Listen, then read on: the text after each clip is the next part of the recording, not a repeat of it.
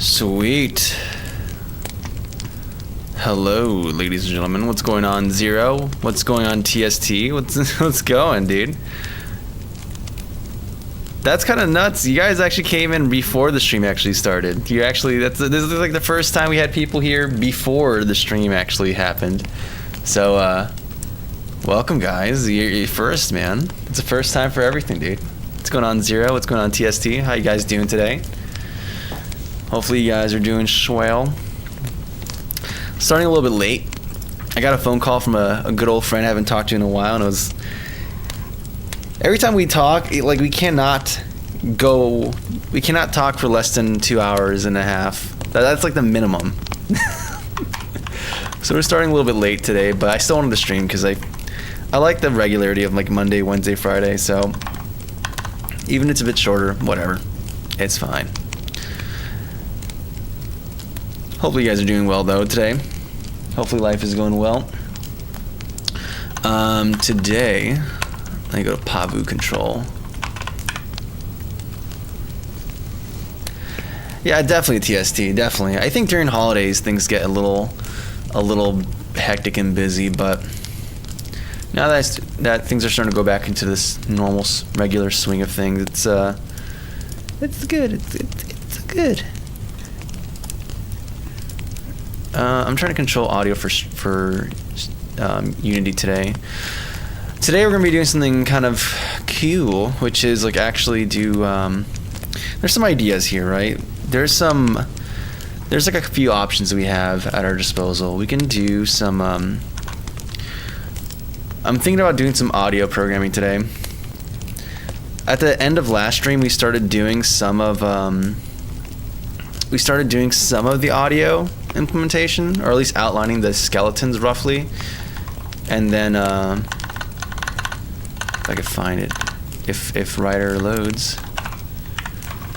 Yeah, so we started outlining this class skeleton at the very end of last stream, which is kind of funny because at the end of that stream I was like, we're not going to implement this, and then we started basically implementing some of this stuff.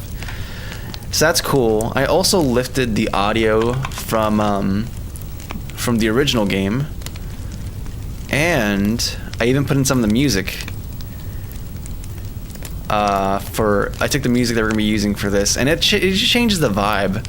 But we have some cool sound effects, and then even some vocal stuff from the original voice actor. Which, by the way, like, you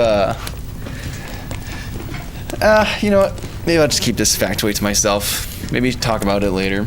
But some cool stuff about the vocals and some of the audio sound effects. But like, maybe the coin sound effect. What do we have here? How does it sound? Can I not play it?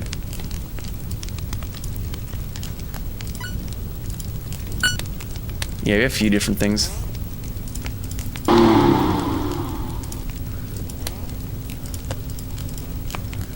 Let me see if I can find some of the...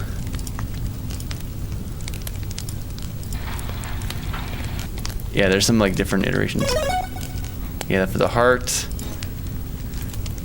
Bunch of stuff. So I'm excited to start actually integrating audio. Let's pick up the pace. So we have audio. There's some other things I want to do, like have some game visual effects stuff. Spoiler alert, kind of, but not really. It's just I'm not sure. Anyways, we have some music in the game too. Let's see if it actually works.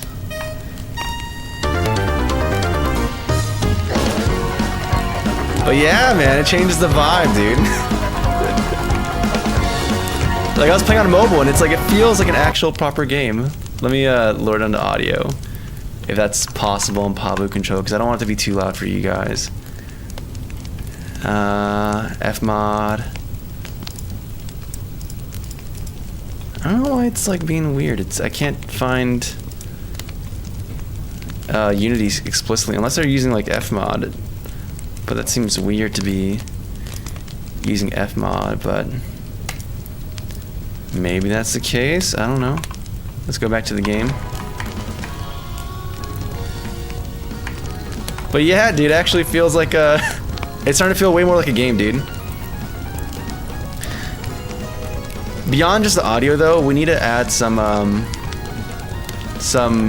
jetpack, like jet effects to the particle effects to the back of the scooter, so it actually feels like you're actually flying it. But yeah, man, it's coming together, dude. It's coming together, man. Now there's some additional things we need to fix, like the angles for this, and then actually make some proper environments, not just this, and modify the mesh, but we'll get there, we'll get there. But yeah, man, it's like, I know I've been saying that, but it's starting to really come together.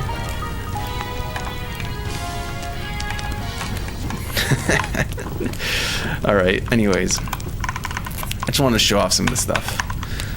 But, yeah, there's still a lot to be done.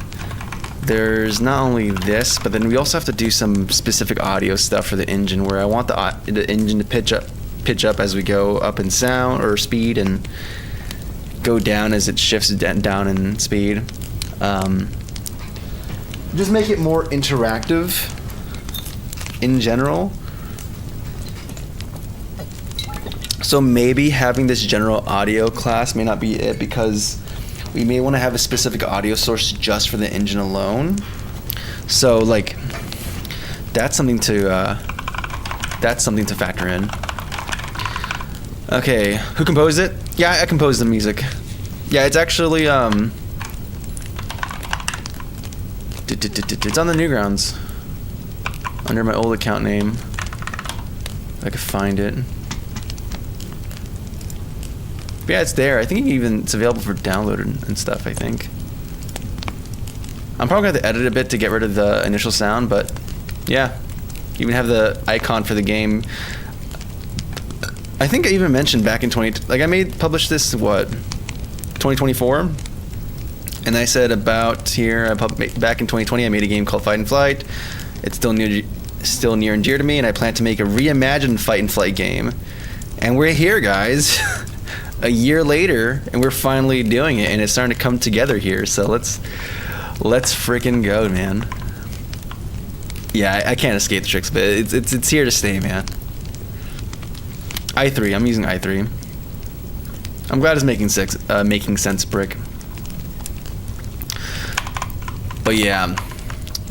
So there's some considerations with that.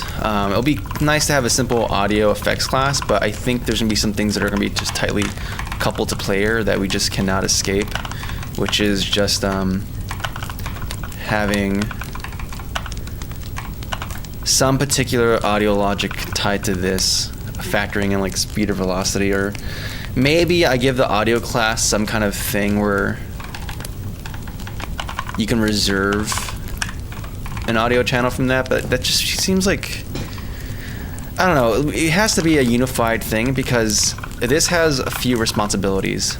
So this general purpose audio class not only has to allow, let's say, responsibilities.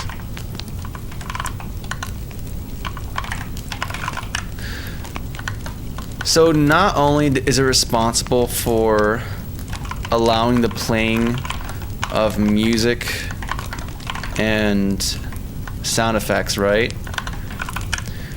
It's also responsible for allowing channel level audio controls, meaning that we can control the audio of all the SFX, or control all the audio, all the volumes for so we can control all the volume, or the total volume, for the sound effects and for music, as well as controlling master volume, so the total volume of everything. So that's a few things here. The other thing is that we should load the last saved volume preferences, or last volume levels from session, so that the volume you set here is persistent across saves. So there's kind of few things here, right? So having the player have its own audio source independently is not really the best because, you know, I want this thing to have complete authoritarian control over volume and making sure that it's consistent across everything. So to do that, I think what I might afford is like a way, like maybe if we say set SFX, that's fine for like general purpose audio playing, but maybe we have like a reserve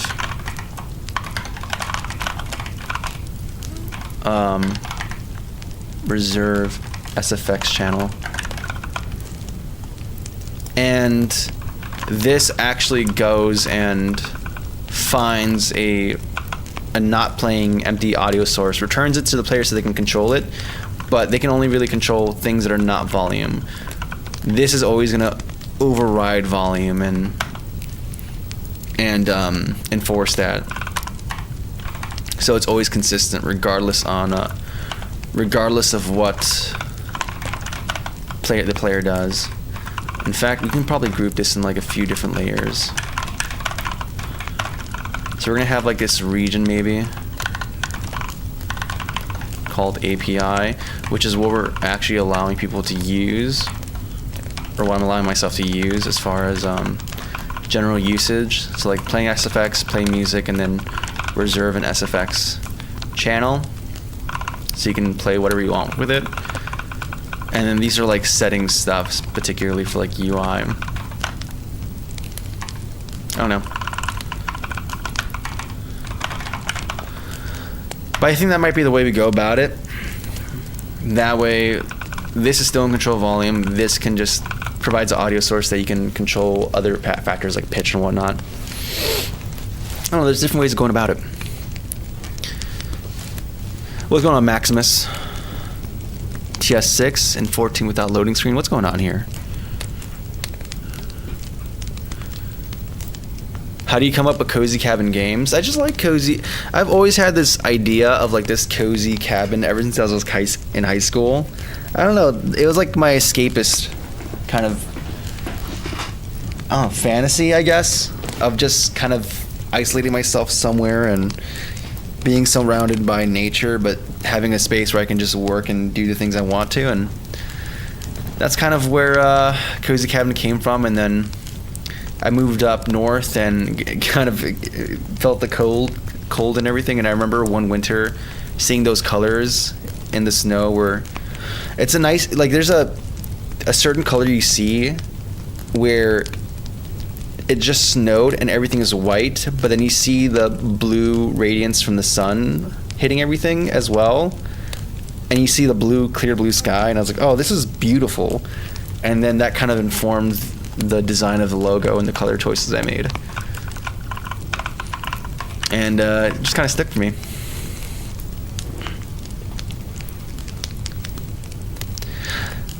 Top of the morning. Good to see you, Spartan. Hope you're doing well, man.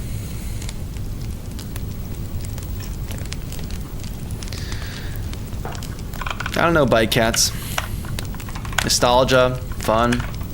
I don't know. I think it's cool that all these years later it's still working perfectly fine. That's pretty cool. So I think that's the general idea I have. And we're gonna have these individual track level things here. Really should be like private. I'm gonna be real with you. But no, I'm not adding this formally serialized as attribute. Nope. I don't want to do that. No, don't add. Next. You know what? Next time we're gonna do it the Vim way, where I just do GGVG and then do like that.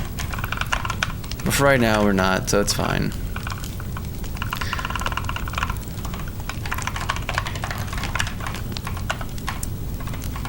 Cool, and then, okay. So we can start going with this. I think there are going to be a few more things that are required here. We have the SFX pool, but I think what we're going to do instead is have like this be just a simple array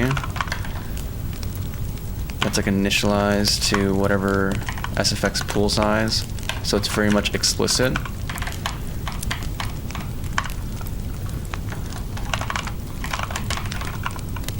Cool. And I'm going to have something else that's adjacent here, which is going to be a Boolean array indicating if this is reserved or not.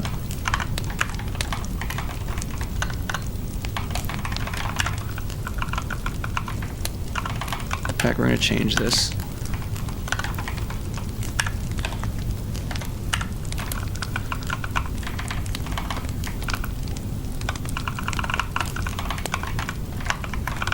Because we play a sound effect, we'd prefer to choose the, or maybe we don't even have to do this idea of reservations. Maybe we just always choose the one that was played the least, or one that isn't currently playing. There's some ideas about this I have to think about. Because another idea, we're gonna have like maybe date time or a timestamp, and we just use we find the one with the lowest timestamp and then use that one, or the least recent timestamp and push that in to be used. I don't know. Actually, I'm not sure how I want to do the SFX pool thing. Use an array for your SFX. Oh, that's what I just did right now. Yeah. No, that's writer. What's going on, BI? Yeah, we're saying pool. Honestly, I almost feel like making a struct for this stuff, because like there's data that's gonna be kind of paired together here, and this is not really like unlike the object culling thing that we have, it's not that crazy of a performant thing.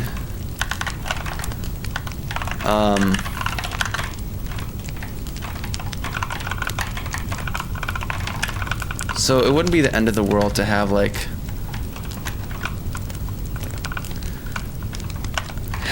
dedicated struct for containing this stuff.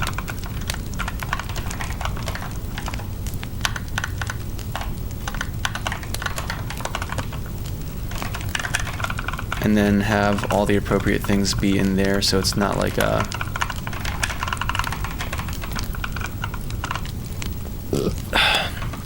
so it's kind of grouped together. Like, this is purely just for organization on my part. But yeah, we have to make a decision on reservation condition. We use is playing, but what if all of them are playing? Then what do we do then? We can use least recent, which I'm actually kind of leaning more onto. In fact, I think I might even tentatively just... I know there's like a timestamp. I don't know what it is. Use two different static classes for audio clips. Why not use a normal one and then use a happy path algorithm to prevent running the whole... What are you talking about?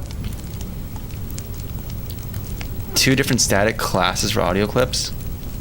There's only one static class. Mancha, I'm working on the audio right now. So the game is coming together, and now there's a need to have audio. And right now I'm implementing this kind of audio system. We already have one from another game, but I just want to rewrite it and see if I end up writing something better or more robust, or just explore different implementations than the one I had previously. And the responsibilities of this is allowing playing of music and sound effects, allowing channel audio controls, so you can control the volumes per channel, and then have a master volume control for the sum of all the channels, and then, or have a general master volume control that controls just the entire audio. You get the idea. And then also the loading of the last saved volume levels from the past session. So that's what this thing is going to be aimed to do. That's the goal of this, and we just kind of go through this. Also, I realize we have this general instance here. I almost want to kind of like have the APIs be... I almost want to make just 2 static classes actually, and have like the dedicated functions be there. So you have like audio.music, and then you have the functions afforded to you for music, and then vice versa.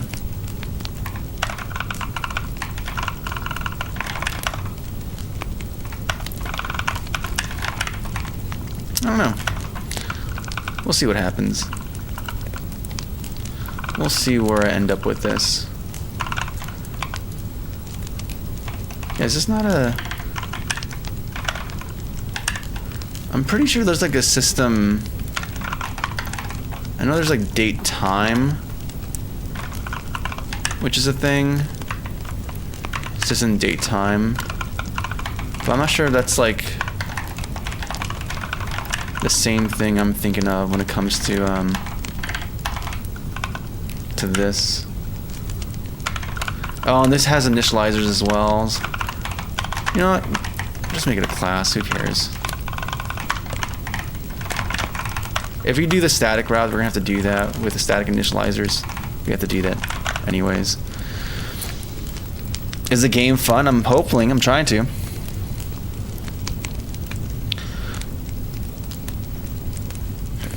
What's RD rendering?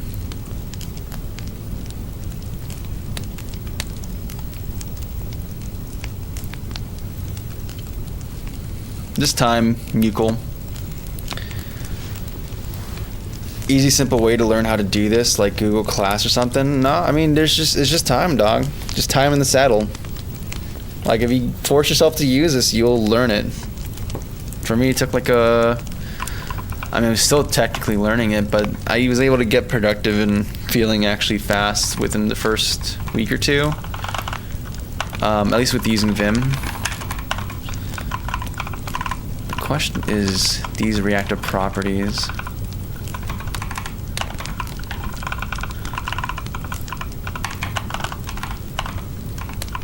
Yeah, here's where we want to do it. Reserve SFX.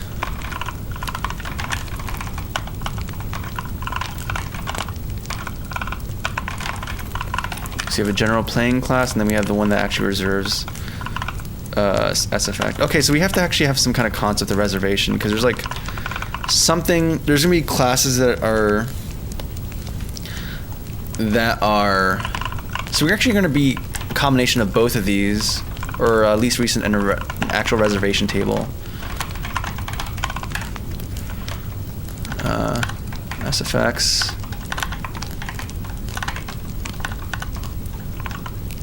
Playtime. And then have another one for is reserved. Which honestly, playtime is kind of a misnomer as well. Time last played. I think that works. And then we can just have this be a general just pool thing. And I think we have like functions here that initialize. Yeah, we have like this static initialize function, which I guess we can make a constructor for these and move logic there, so there's like an explicit lifetime for everything.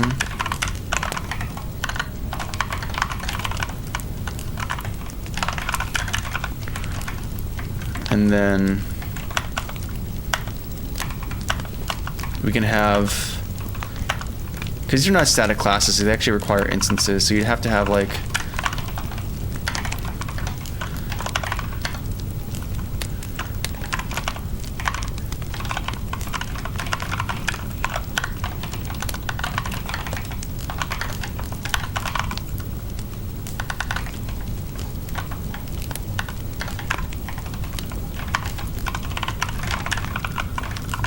of these, and then you guys have something like it creates that game object, it does whatever, it sets the instance of this. Why are we adding audio to this guy? That's kind of weird, actually.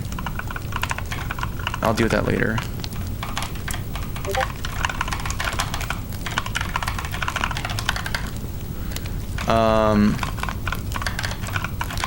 In fact, this is the wrong name.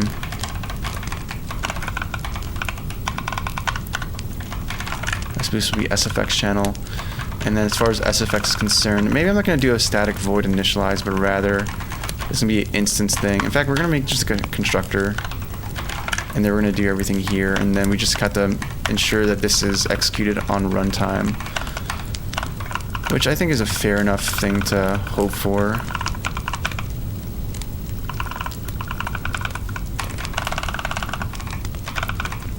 I don't know. Am I making things more convoluted by structuring this way?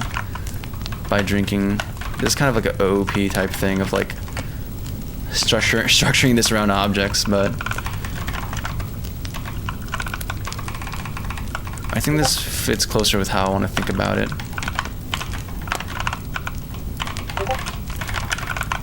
Sorry if I have my Discord notifications on. Also, welcome aboard, Ador7. Glad to have you in the server.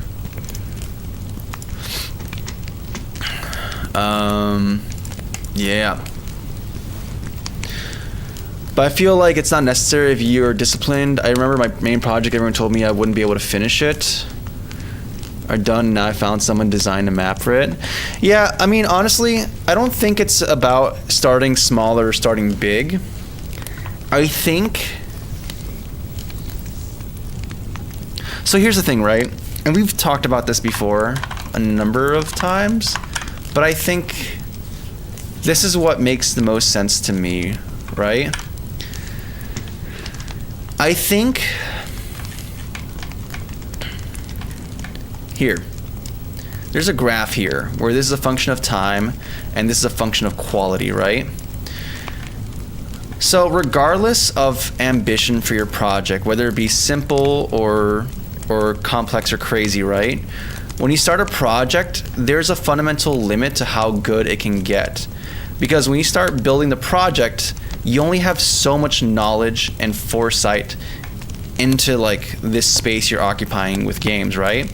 And as you spend time with it, you start reaching this asymptote where you just cannot exceed that, right? But a cool thing happens. When you start a new project, that ceiling for quality increases because you've learned some things, you've seen some stuff in this project, and now when you approach it, you're going to approach it a little bit different with a bit more perspective. And all of a sudden, the quality limit you reach is higher, or it's potentially higher, right? So for me personally, right, what I've seen and what I've experienced is that it doesn't really matter if it's an ambitious project or a small project. I think once your interest goes to something else, I think you should be fine with dropping projects, or at the very least putting them on the back burner while pursuing new projects. Now, and even if that new project becomes boring or something, or it doesn't capture your interest, give yourself the leeway to start and explore. 1 second. Give yourself the leeway to start and explore new projects, because new projects is how you're going to start getting perspective on new things, right? And it's going to give you freedom to explore different ways of solving even the same problems, right? And as you solve the same problems in different ways, you start getting more maturity, more options, and more information to do pro-con weights with. And as you do that, your potential for ceiling just grows higher and higher and higher. I've seen it where people I've known, there's some people I've known who like, hey dude, I'm gonna be working on this project, and like many years later they're still on it and they've just kind of stagnated. And I can't help but wonder, and it's not like a one-off thing, it's a multiple occurrence thing, right? And I'm not saying this is the general rule, because of course there's exceptions to it, right? But like, oftentimes I feel like if you take some time and explore a different space, right? And see what we can create from there. It gives you a lot more opportunities for growth. So that's my general idea. And I think for me personally, oscillating between a bunch of projects or starting a bunch of different things has been very fruitful for me in developing a wider range of knowledge and information and different ways of structuring stuff. So I don't know, that's my idea. That's what I think. And I think it's not only in terms of games or art or code design, right?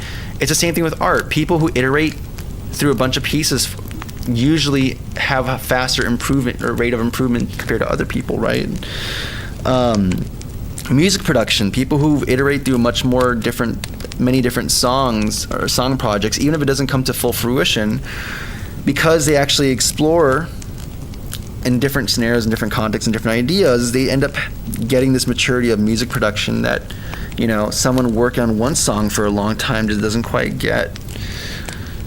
So I think allowing yourself to iterate is very, very fruitful and very, very important. So that's my general take with this. No one quit project. No.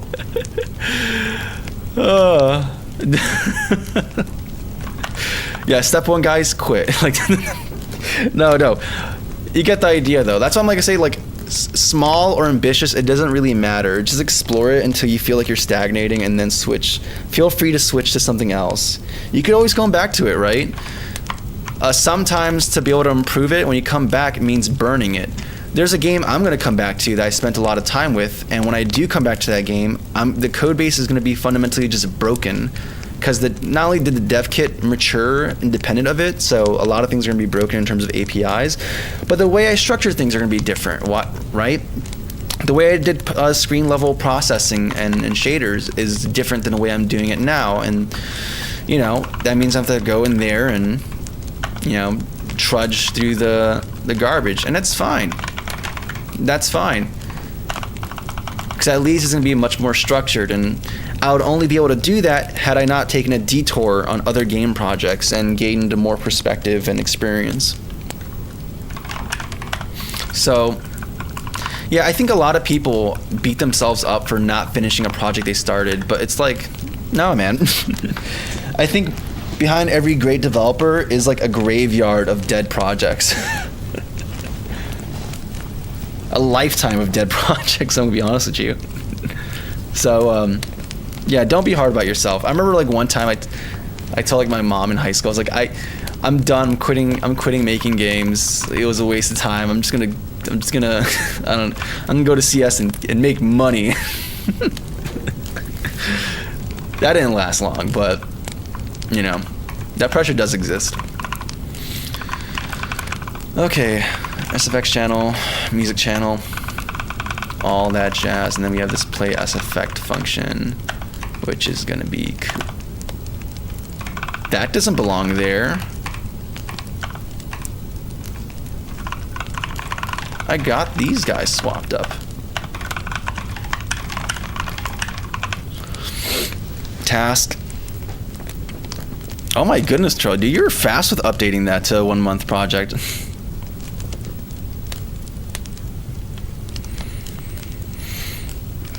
How do I become John Carmack?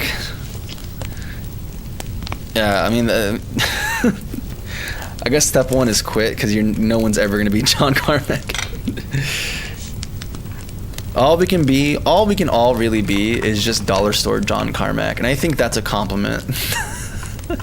I strive to become dollar store Carmack.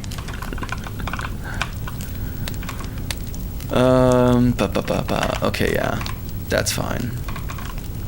So we have this. So there's gonna be levels to this reserve SFX thing, because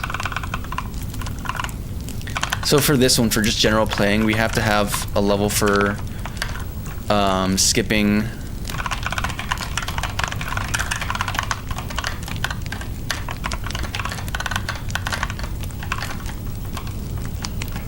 pool size.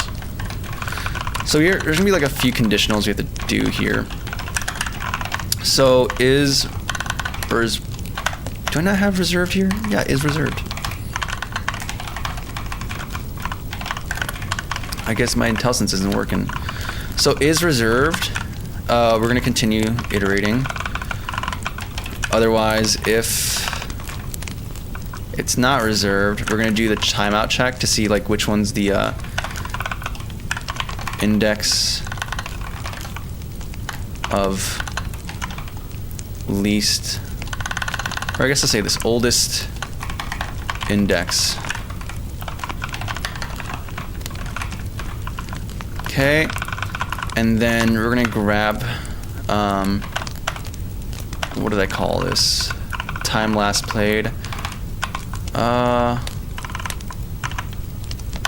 Let's change it to like last play time. I think that seems reasonable.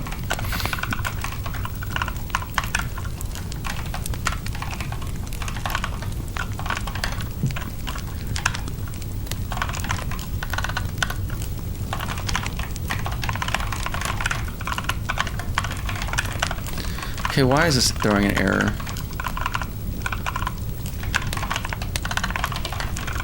In fact, all of this should be just private, if I'm gonna be real with you.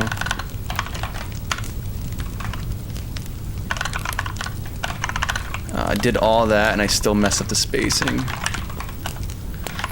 Let me catch up in chat real quick, guys. Just time, Giovanni. Yeah, I'm just making some audio channel stuff. I'm glad, Brett. I'm glad you dig it. How do people understand it? I mean, you stare at this a while, man. You just start getting used to it, man. Third line wrong, you said. Which one?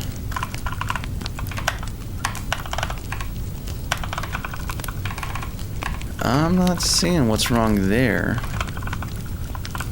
Oh, this one's wrong. The signature.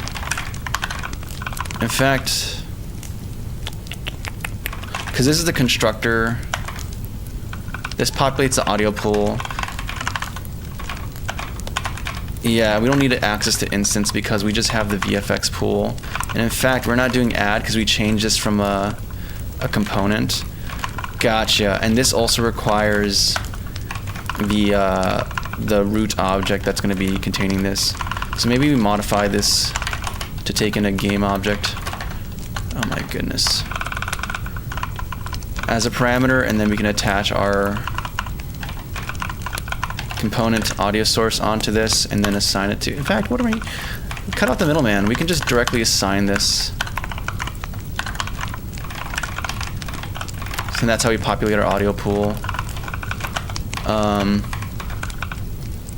As far as the reservation logic is concerned, I'm not sure why this is being weird. Private bool array is reserved as new bool. The size of the general array. So that seems completely fine to me. And we're getting the value from there. Maybe it's because it's static, actually. It's because it's static. Right. Because I'm treating this like an instant, not as a static class, with the actual proper constructor and everything. So maybe it would be better to make this static, because I honestly, I effectively kind of just want to treat this like a namespace, where you're just used to access stuff. But in reality, it's like, well, this doesn't matter. It doesn't have to be constant. This would be changed to like init, static init. Actually, wrong direction. Void. And then this would become a static function again. Cool. I like that. Public static, not void. This one's perfectly fine. So yeah, everything here is like perfectly suitable. And then now, this is fine. Time last played is not happy because I changed it to last play time. And then I forgot how you like do this. Like because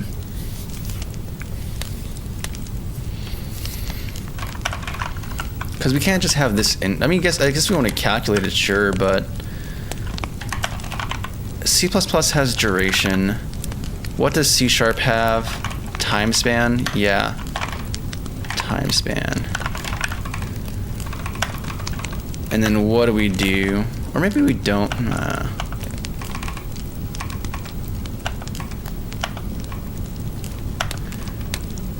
Does it even matter? Okay, we have to have the second condition here then, where we can't check to see if any of them are playing. So we have pool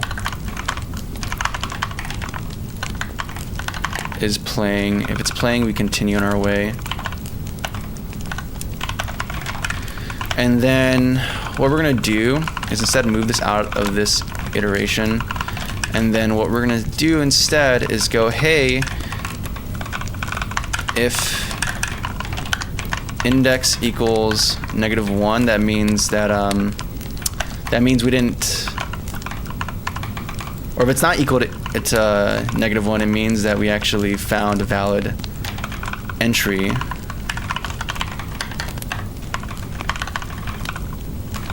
It's not index, it's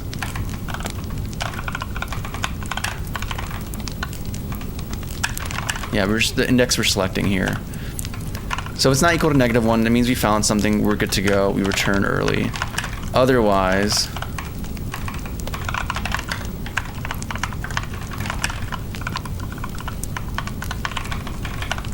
and we also mark this as reserved, because this functions specifically for reserving F. And we say that the res is reserved. We mark it here as true. So if we found something, we reserve it, and then we return this audio source, and life is good. Otherwise, we're gonna have to do another trek through here. Not great. That's the way I'm gonna think to implement it right now, and we're just gonna be happy with it. I'm gonna catch up in chat real quick, guys. 1 second.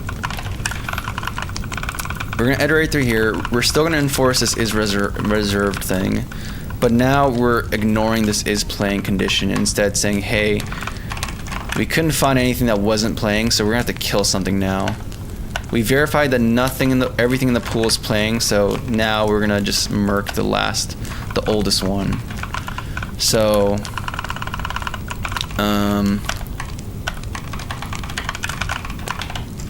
this is gonna be unset for right now.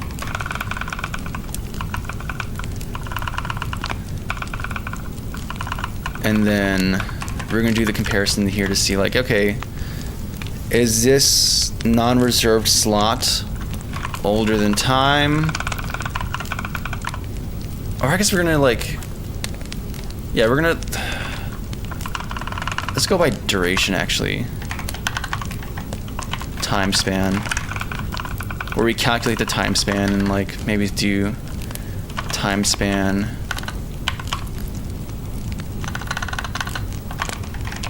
Is there like a from ticks, like the absolute smallest time span possible, and then we're gonna calculate the time span and then go from there. Let me catch up real quick in chat, real guys. What's going on? What are you guys watching? We're watching some game development. Just a humble indie. I don't know, not even indie. I'm not even calling it. I mean, I am technically very much indie, but honestly, nowadays, I find myself just thinking of myself as a programmer. What's going on, Legend? Grabbed by another Smith. What's going on, Icy?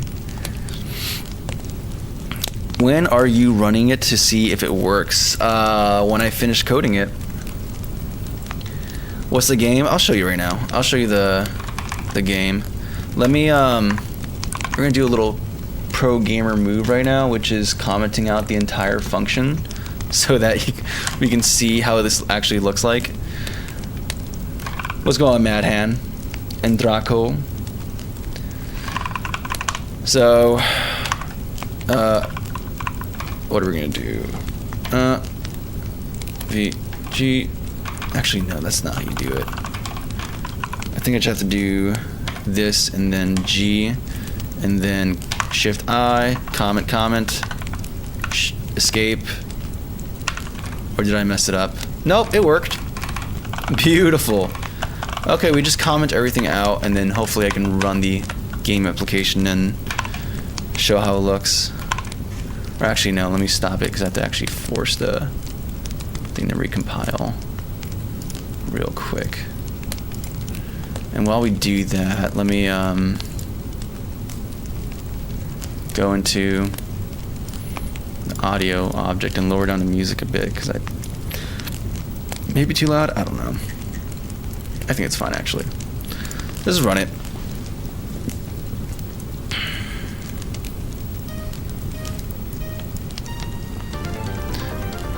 So right now I'm just using audio source, so it's not like good dynamic. I can't change volume in a way that matters, and I can't play sound effects in the way that matters.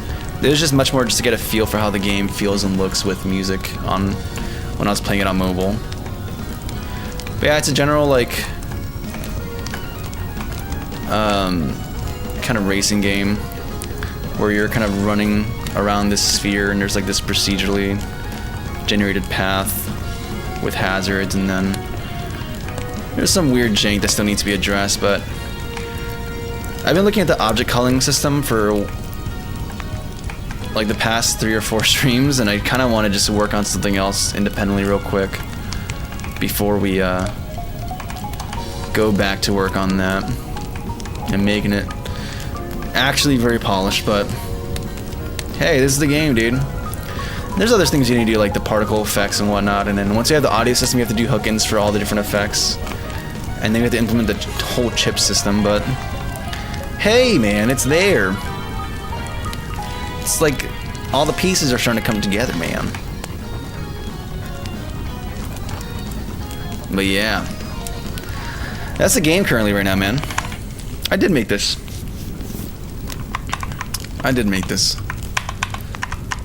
Music, art, code. I got some 3D modeling help from Terrell, which is great, and I can't wait to get him working. I also have a friend who's gonna be helping me with some concept art for the main menu area where you can customize.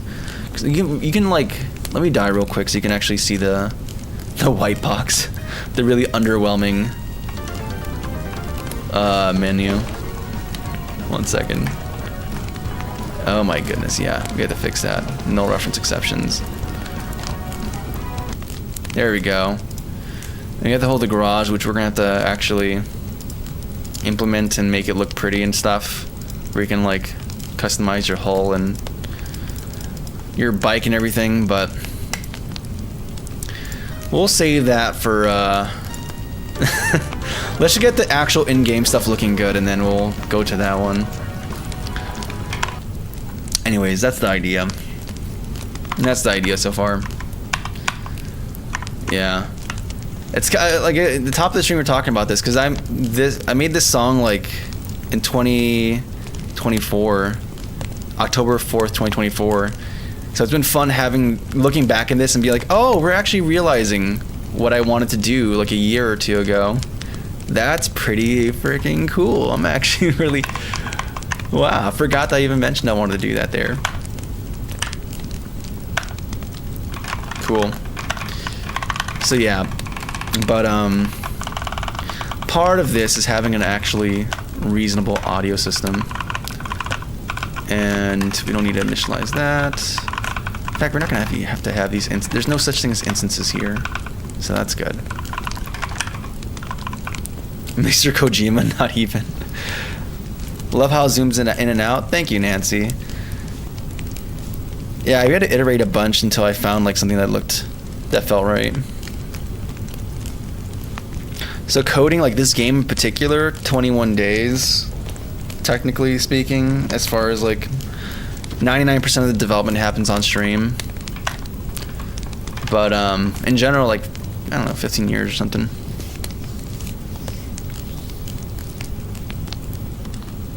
Yeah, solo. But I mean, it's not really no, it's not really solo, because Terrell's helped me with some 3D asset stuff. And iterating through, exploring different ideas as far as 3D assets are concerned. And then a lot of assets like the sprites, I did that a long time ago for the original game that I made back in 2020. And the music I did like 2 years ago, and then the SFX is from the original one as well. So, and then some of the assets are like lifted from our previous game, but who's counting? Yeah, we have to make some new stuff though soon, because like right now I've been focused on implementing the required things, the required systems and components and whatnot. But at some point I want to start transitioning to production and actually making the assets and work on the more visual side of things, presentation. But we can't do presentation until we actually start. Public static. We have instance. We're gonna do like a private thing, I think.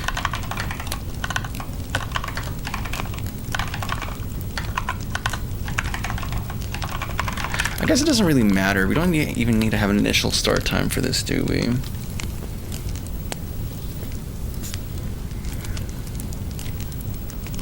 Because we have this starting time span. So we can very much just do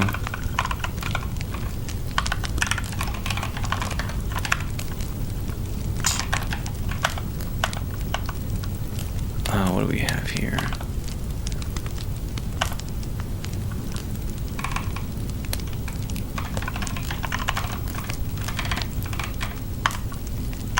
One second, let me check this out. Yeah, we're making a game. Thank you, CNAT. I appreciate it. What's going on, Meadow? No, you're good, man.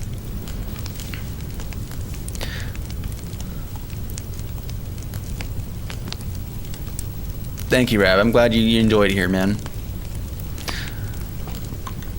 This is a hobby, Mohammed.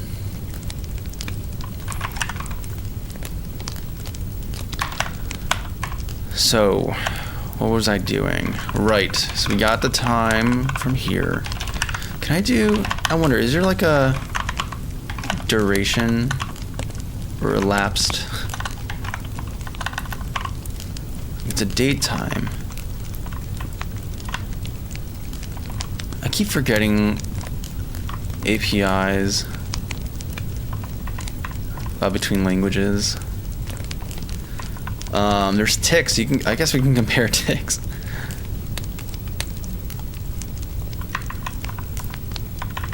I mean, it's just a long, right?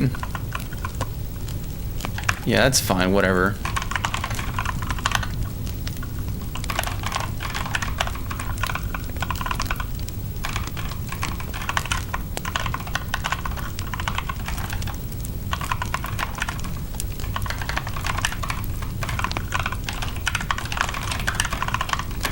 So if the current is longer than the longest, then we set longest tick equals, longest tick equals to current, and index is going to equal to I, and we continue on our way.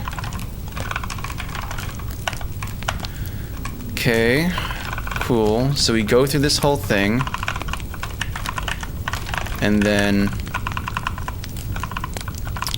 we should have something chosen by this point. And in fact, when we do the reservation thing, we should probably do that. I guess it doesn't matter because reservation supersedes everything. So at the end of the day, we just do what we have here, which is reserved, index, and pool.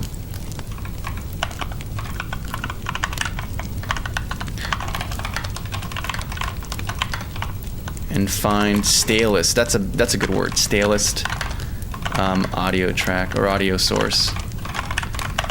And that should work, I think, perfectly fine. And then as for the other one, play SFX, it's gonna be much more straightforward, I believe. Because all we're gonna do is essentially just yoink. Honestly, it's gonna be just this first for loop, I think. Or is it gonna be like the same thing except... Are you gonna be the same thing except we don't do the reservation?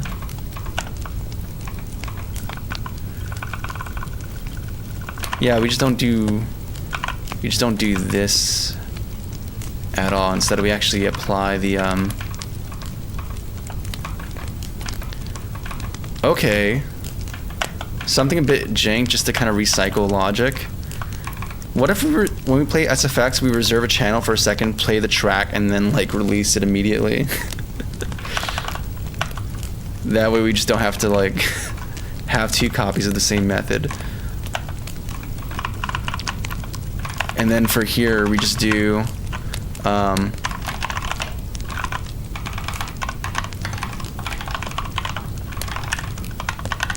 daytime now. And we also do that over here.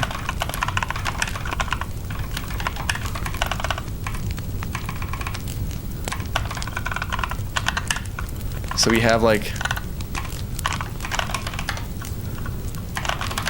equals reserve SFX. We provide the clip we desire. Actually, we don't have to do that. I think we just reserve it, and then we can do source dot play. I forgot, source clip or something like that. It's like clip. Can you just set the clip directly?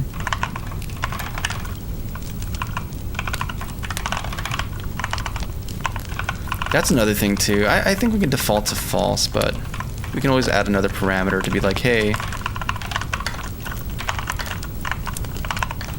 have it default to false.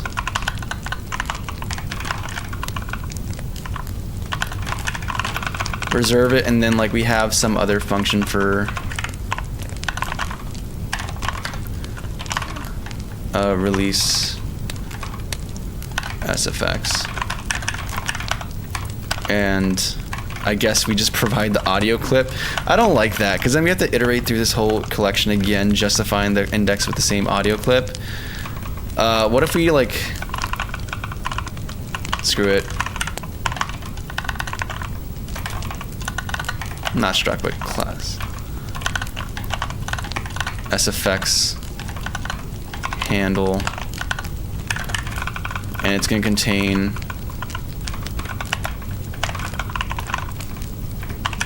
it would have been faster just to type it, honestly. The index as well as the audio source to manipulate, because then like then it saves any additional iteration. I mean, it doesn't really matter, but it kind of matters to me. handle, and then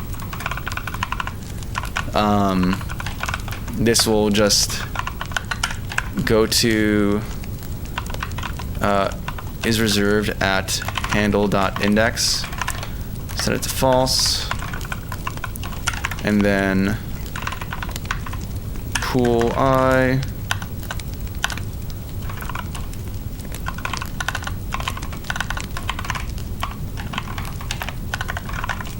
and you can just stop it, I guess.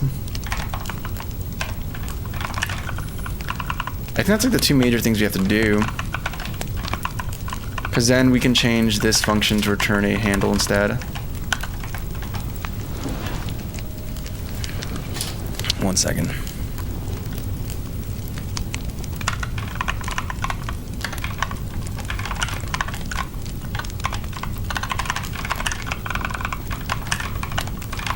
Let's go on how 290s. Just coding.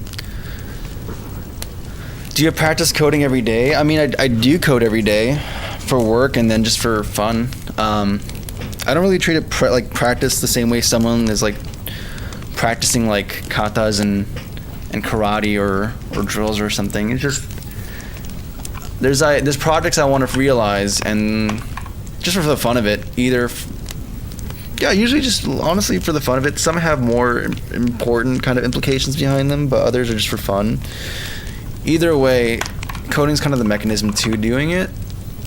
I enjoy it too, and I like learning about coding and researching some stuff, but usually all the coding I do is in pursuit of like some kind of application.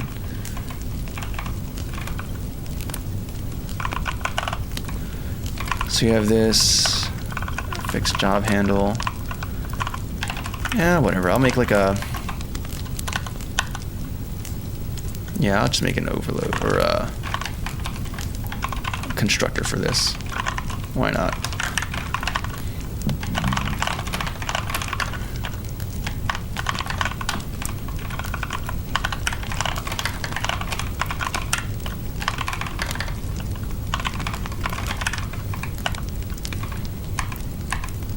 Okay, cool. So we have the SX handle, we have source, we have all that stuff.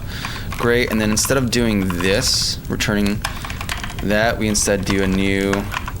Do I have to actually specify it? Because I think it has the implicit like type. Yeah, it has an implicit type inference, I think. So we can actually just do that, which is pretty cool.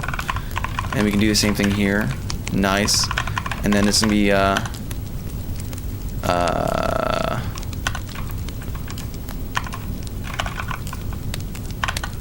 so we're gonna change the name of this to be handle equals that, and then we're gonna have another one called source. Or do we have to do that? We can just do. That feels ugly though.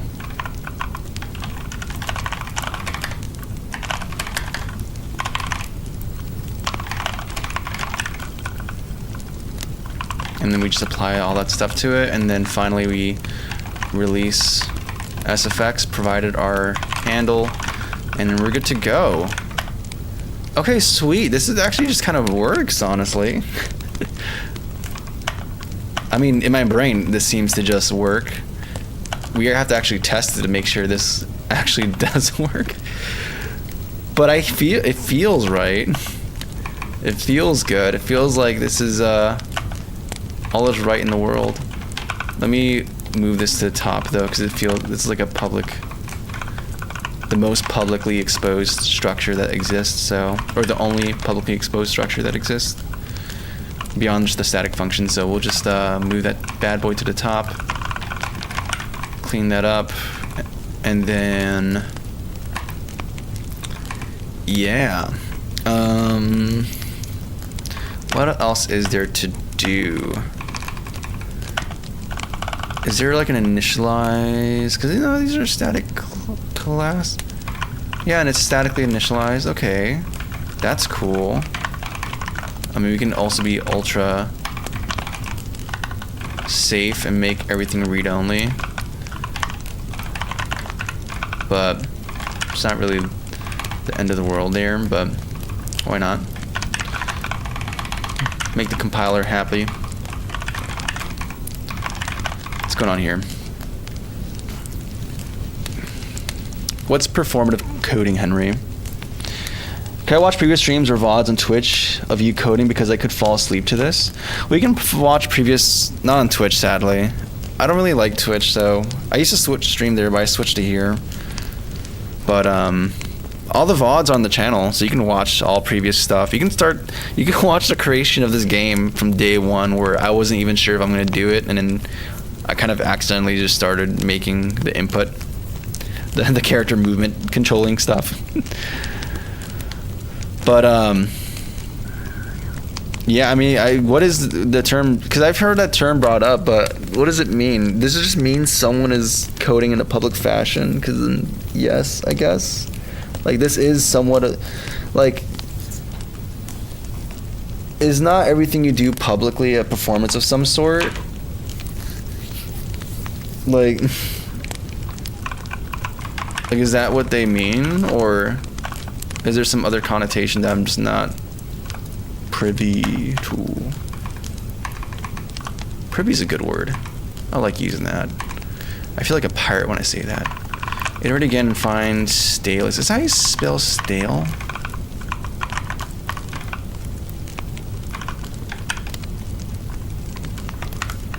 Okay. Yeah, we're just gonna. I'll Google later. Or not Google, Kagi later. We don't use Google anymore. We don't use Kagi no more, or we don't use Google no more. We just use Kagi. Okay, so I think the SFX thing is implemented. The thing that we're gonna have to do is the audio stuff. And there's no need for initialization, if I'm gonna be honest with you. I think most of this stuff, no, there is an initialization that has to happen because we provide the initial, yeah, there's an init. Okay, never mind. So we do require some form of initialization here. We're not providing constant, but we still have to do like SFX dot init and then provide O, which is the game object that's going to be used for initialization. I don't know why we have like, oh, because this is the audio class. Got you, because it's attached to a model behavior. I understand now why I do things this way. And we do don't show. Oh, yep. SFX init. Likely we're gonna have to do that for music as well. Init. If it doesn't exist, I'll just will it into existence. Cool. And we just did that. And then now we just do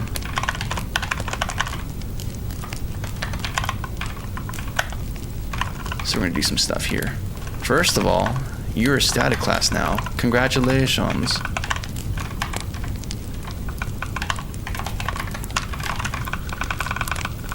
The naming for this is all wrong, because if it's static, it should be prepended with an S, but whatever.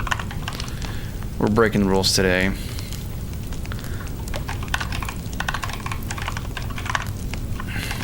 Audio source. Unlike SFX, there's no pool. It's just kind of a fixed size pool, really, and then we have the local music volume. There's no need for this. There's just music volume. Oh no, there is. If we want to do panning. Oh, so there's like multiple levels of volume going on. Like we have. Okay, let's not do this. We have like master volume. Then we have the channel volume, which affects all the music tracks. And then we have like local volume. Because if we're fading from one music song to the next song, it has to have its own like additional layer. It's gonna have a different volume than the actual channel volume, which is why we have these, so we can do smooth transition between songs. That's right, that's why this exists. So we have local volume and then we have like channel volume.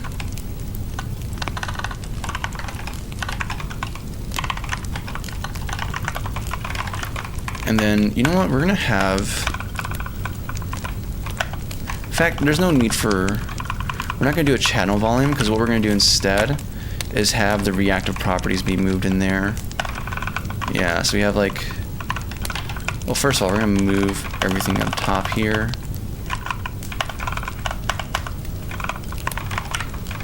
And then we're gonna move music here.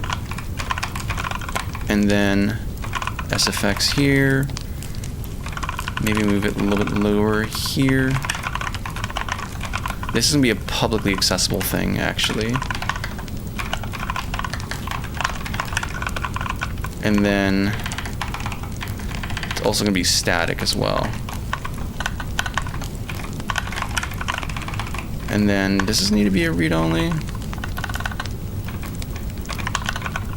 I think so. I mean, it doesn't need to be, but can I make it a read-only? Yes, I can. Cool. Okay, so we're gonna do the same thing over here.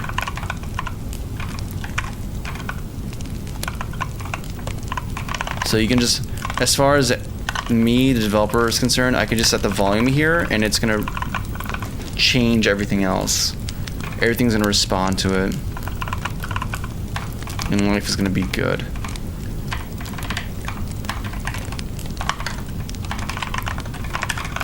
We're gonna be great. What's going on here?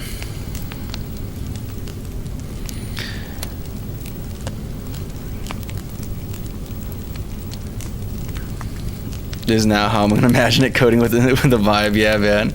It is a vibe. It's great, dude. I'm using VinMotion's AMX. Thank you, Ha. I appreciate it, man.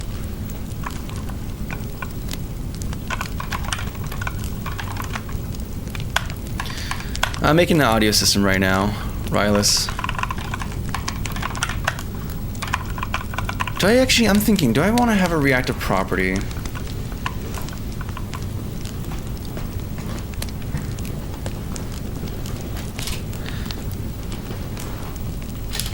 That's what I'm wondering. Do we actually need to do a reactive property, or can I just have like a subject so that changes here propagate to other things? How many things have to actually react to this?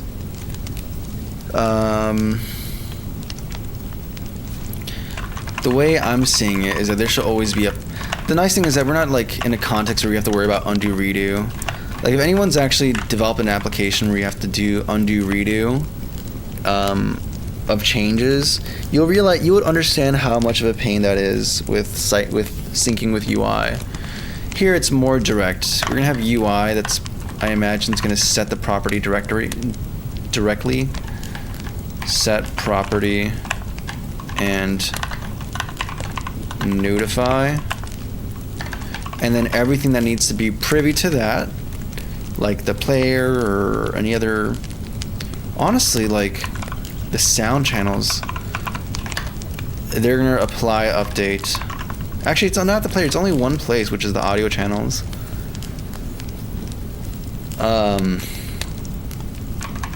Do we really need, can we just have the UI directly do that, actually?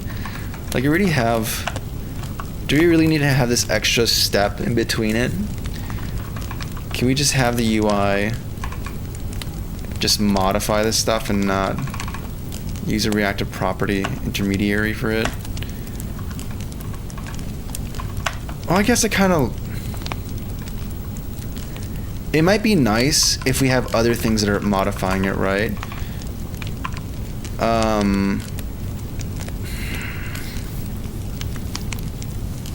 There's like multiple but even then, like, it's just, maybe we just don't do this, actually.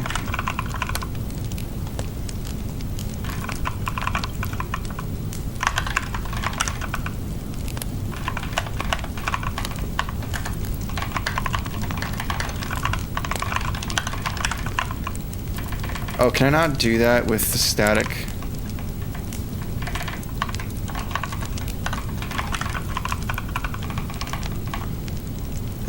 Is that not allowed? Oh, because this is already a private scoped thing. I have to make this a public scope. That's redundant. That's why. Yeah, there we go. That's how you do it. Let's make a gotcha game. That's like using powers for evil. I code for a day job and it looks fun. It's great. It took me like a week or two to actually like be able to navigate and do my job reasonably well, coding wise. It was painful. It was a little painful though, but you get over it. Oh man. But yeah, so we have this. We have this. Audio sources, we have the local music volume. We also have to have a thing for, maybe I'm gonna do like, in case, who knows, maybe I wanna have, actually I'm probably gonna have UI for this as well. Which is gonna be music channel volume. In fact, that's kind of redundant. We know we're dealing with music. We just have this volume property and then, oh my goodness. All the Vim motion in the world and I can't type.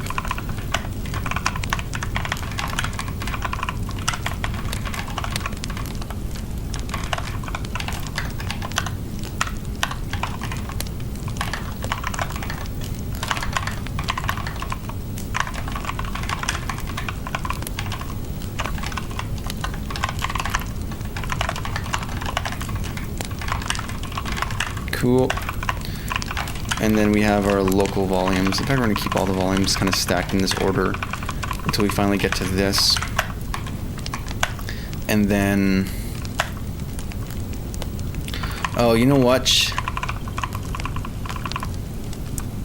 Yeah, I think it's. I think this is fine. Do we have a master volume functions here? This is all the SFX stuff. There's no more. None of that. So we do have master volume setting here.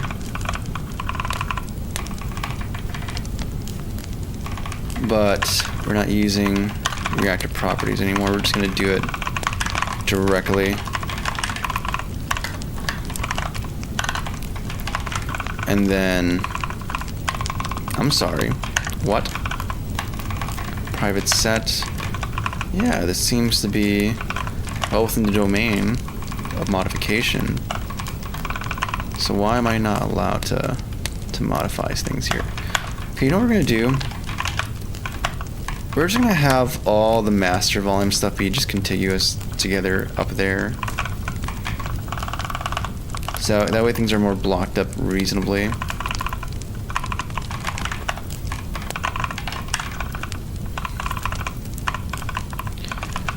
And then,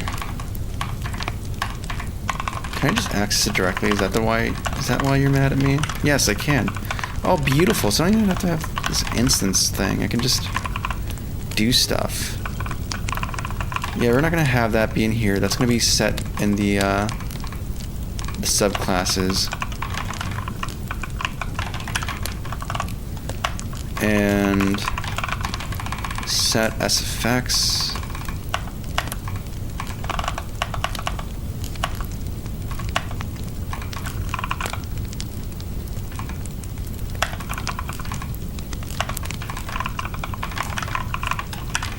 Cool. I like this. This feels right.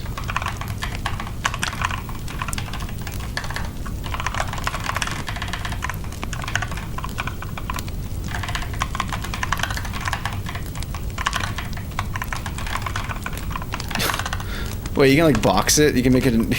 Can you make a new? I was gonna say. I was like, can you really box a float? I mean, you can, but that was funny seeing that. I love you. They were talking to me. I appreciate it. Thank you, Chimera.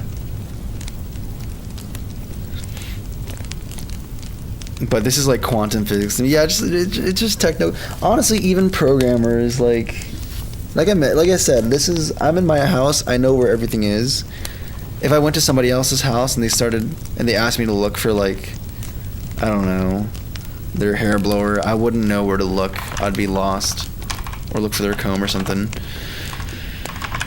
Everyone's house is different, and that's kind of the same way with programming. Even if I were to go to someone else's code base, it would be very disorienting for a minute to kind of piece through everything. So it's okay. You're listening to a man you're listening to a child who is lost in a forest of his own creation. That's all we're doing here.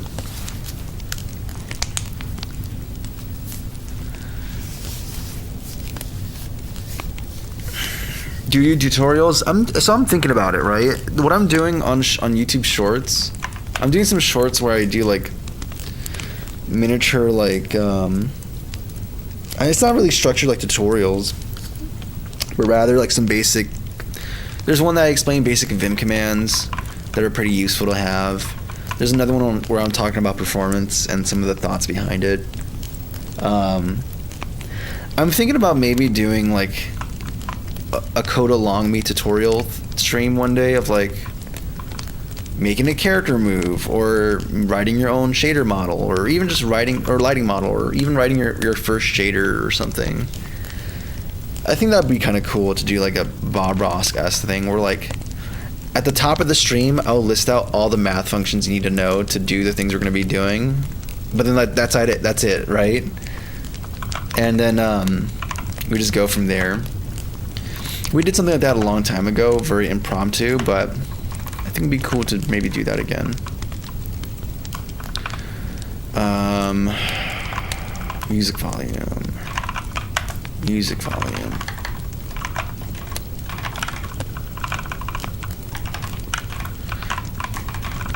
We have to have a general compute thing, don't we?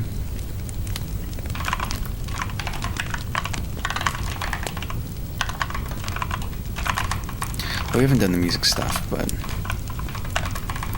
in SFX, do we have a set volume function here? Yeah, set volume function. I'm gonna make a private static.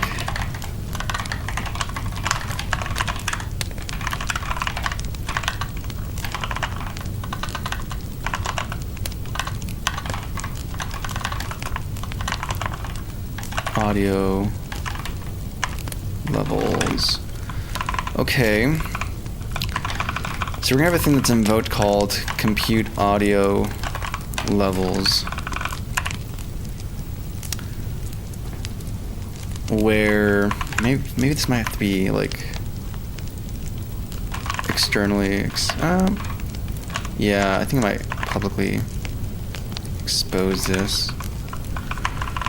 Where we have to like update all the volume sources for everything with the levels we have. In this case, it's simple because it's just the master volume plus the SFX volume. Music, it's gonna be a bit more involved, but I think it should still be pretty straightforward. I'm hoping.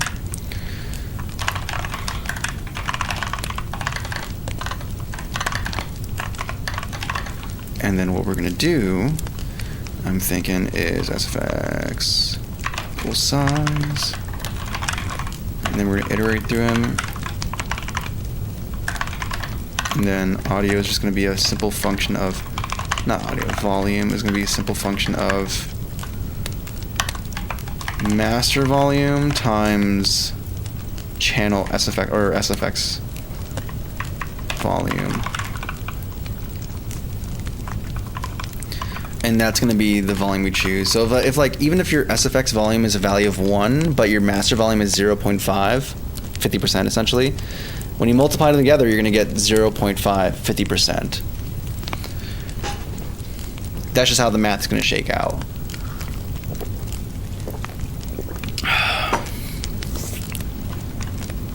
Sorry about that.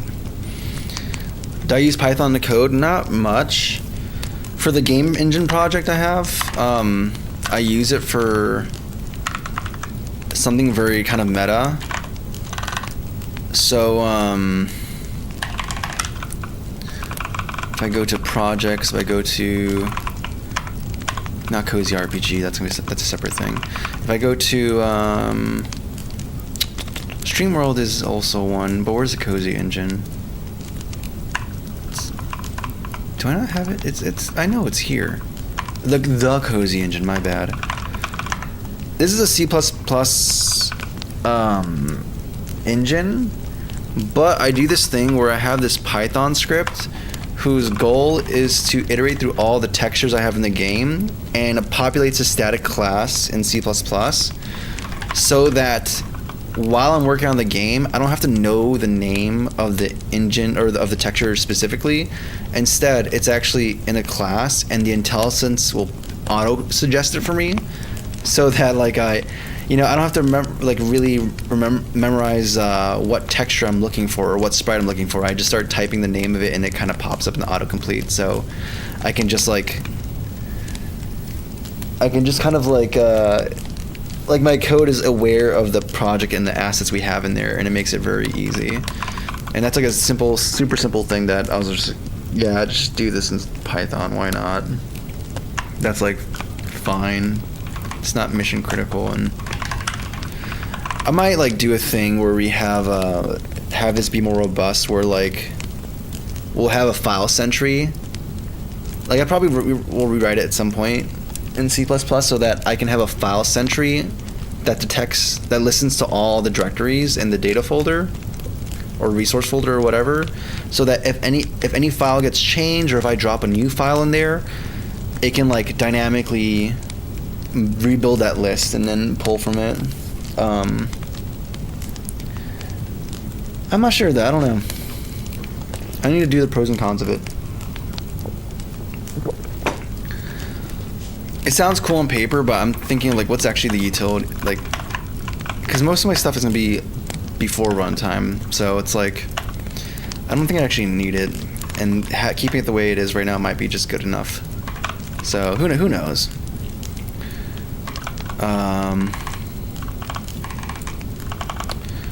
So we have this compute thing. We also have this.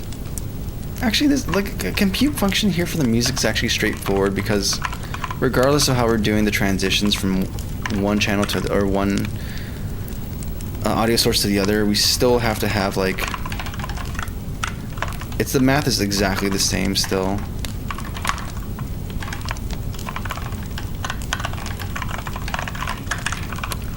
Which is going to be like music1.o. Now what am I doing?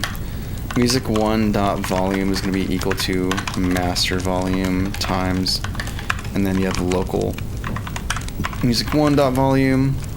Actually, it's going to be 3 terms. It's going to be this times music volume times. I'm sorry. Oh, because you're still a reactor property. That's why. See, I try to convince myself that this is the place where I can use a reactive property, and then it just kind of isn't. Or maybe I just defeat it. I don't know. I have to give it a better fair shake or something.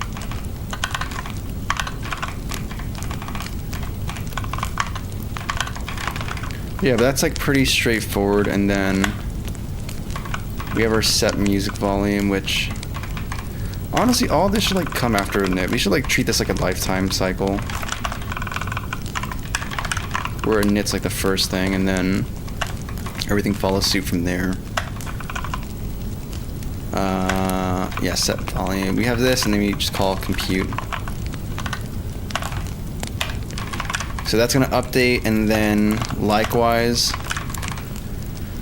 when master is changed, set master volume is called. Not only do we set the master volume, we have to actually go through music and then compute volume, as well as SFX and compute.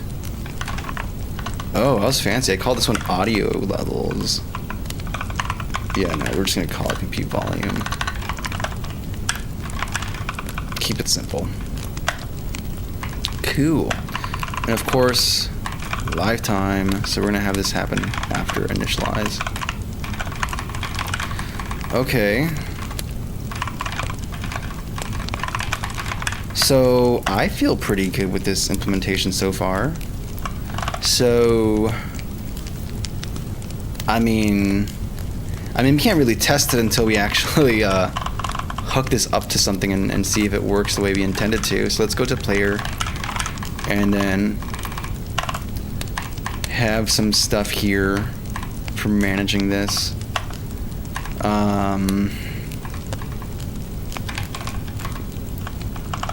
I hate how big. We still have to separate the mobile the input handling to a separate component, but I don't want it right now. So we're just gonna do this. We're gonna have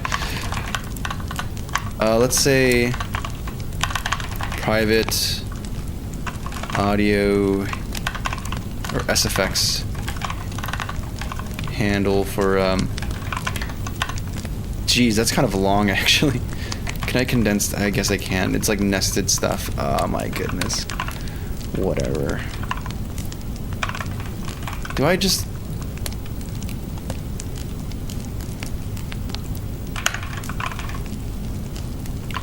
This could be a generalized thing. Can it? It's tied to SFX. Whatever. Engine audio. Okay. We have that. What else do you want to do?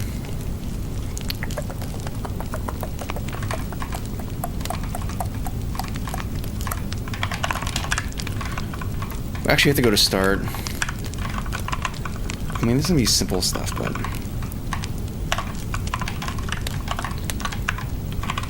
engine audio is going to be equal to audio.sfx.reserve sfx. Beautiful, we got it now, and then we can play some audio on this directly.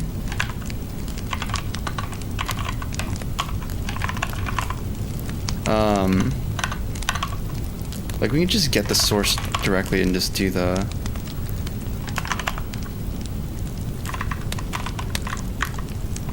Play scheduled. I haven't looked at a lot of this stuff, actually.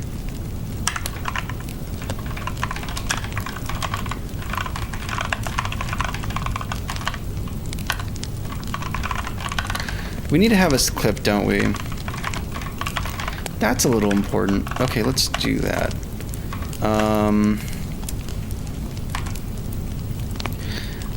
Okay, this gets more to like an architectural type thing, because I'm like wondering who should actually be responsible for this and have the audio source. I think my heart and soul, the audio for this should be tied to the engine, because if we swap out engines, it'll be cool if they have different sounds potentially. That is my initial idea, and maybe we just do that.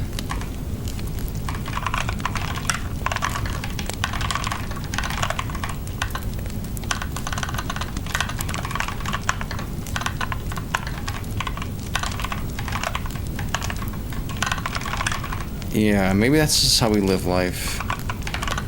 Actually, let's spell it correctly, please. You might have to, like, depending on the range of sounds this makes, because there's a bunch more too, but like you might want to have like an engine, like an audio thing where we can just list everything out here, where it's like not only the idle sound, but also I didn't spell it right. Like maybe for like acceleration or gassing things up. I was gonna do like a simple pitch bend for acceleration, but okay, it's fine. It's fine. We're not gonna overthink things.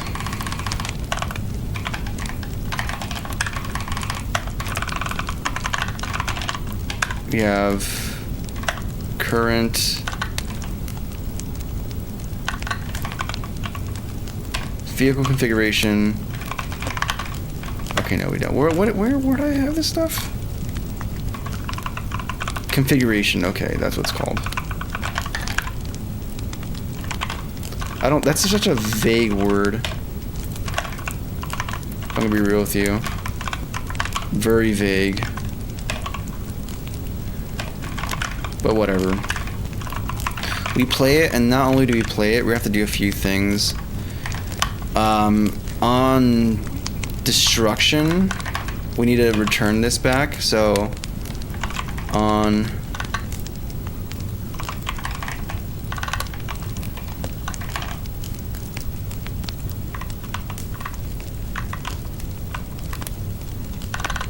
take till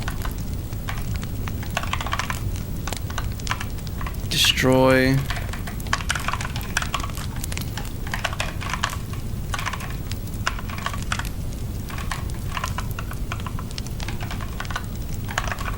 Am I dumb?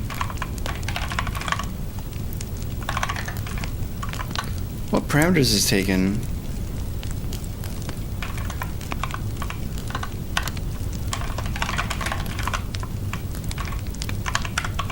Do I understand this is wrong? I don't even know. Is this RX? I'm trying Uni RX right now. Thank you, Harsh. I appreciate it, man. Spanish, even just a little. Si yo puedo hablar un poquito de español. Mi familia es de Puerto Rico, pero no puedo hablar muy bien. Solamente puedo entender qué gente lo dicen, or qué dicen. But not very good. Not Portuguese. Yeah, let's go, Kelvin. Get to grinding. By the way, guys, Kelvin, if you haven't seen Kelvin in the Discord, he posts like some crazy sick gameplay projects. Or a specific gameplay project that's like black and white and has really sick shader effects. Super cool. Watch out, man. Kelvin's gonna be dropping something. He's gonna be dropping something crazy.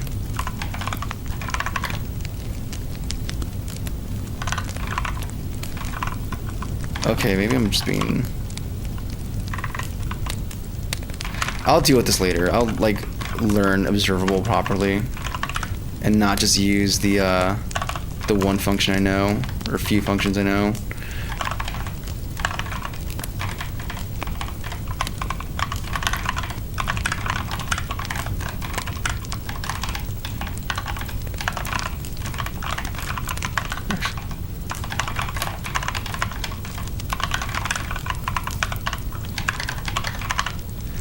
And then what we're gonna do, we're gonna have an audio update thing where like we change pitch.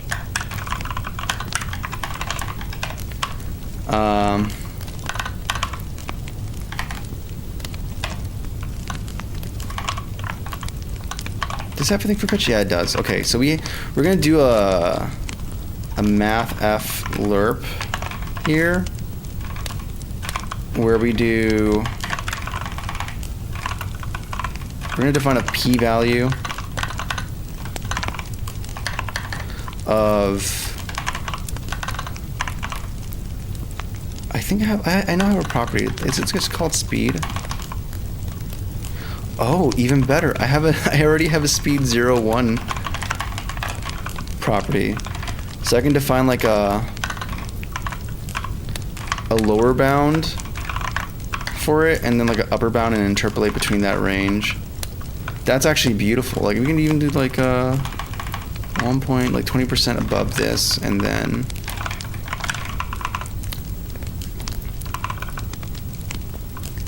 yeah. Okay, so I think we're that's something. That's something we can work with. And then the last thing is that in the audio class, we need to actually set the default parameters, because everything's gonna initialize to like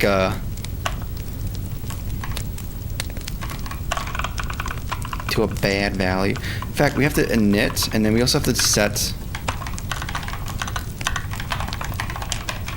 to like 1.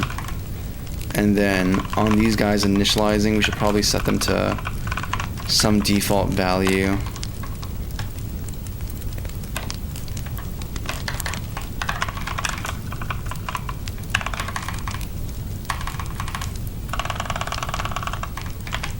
What am I doing? I can just type in music and then go here. Set these to 1, but we're not actually using these APIs yet, so it's wrong things. Yeah, we're not actually using these yet, so it's actually fine. Actually, I can set properties with initial values. I don't have to assign it explicitly. I mean, I kind of like it assigning explicitly, because I find myself kind of ignoring the tail end of properties. Whereas here, it's very clear to me, hey, I'm setting these volumes to be a particular thing. And in fact, instead of just setting the volume, I should actually force the recompute on init. Actually, do we call compute? We set master volume, which is going to trigger the recompute of sub module. So having the sub, yeah, that'd be just redundant. Cool. Cool. So I'm going to set master volume to 1, maybe just 0.5 for now, and then test that out. Maybe we can add a slider to see how this feels. And then finally we have to call initialize as well, which we need to do. Actually, when do we do this? I know when we do it. We call it an application. When we set up our application on Awake, we do a bunch of stuff here. We're going to do FNF, or no, audio, initialize. And that's going to make our audio system go online. Okay, cool. And then hopefully, if I go here, get rid of this now. Actually, what was the audio I used for engine idle? Cool. Goodbye. We have to go to default engine, I believe, and assign. 1 second. We have to assign the engine sounds here. But if all goes well, this should just work. Menu icon, in-game sprite, that's missing. Engine sound, perfect. Engine idle. cool. We save. And then we run. And see if this actually responds the way we want to. Alright. I'm not hearing anything.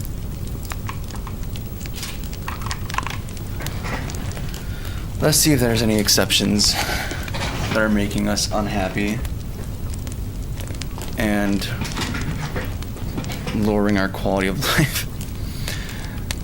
So let's see here.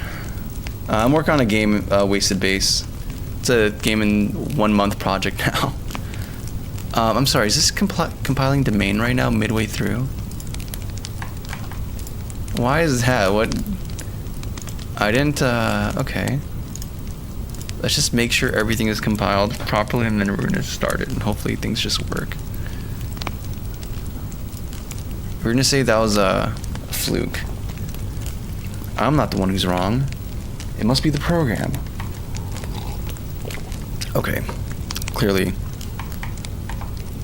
Actually, is there audio? 1 second. Where's Pavu control? Bring that bad boy back up.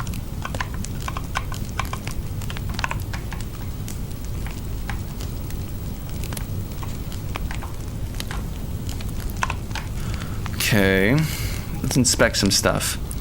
We have application, we have a new game object which has the audio source.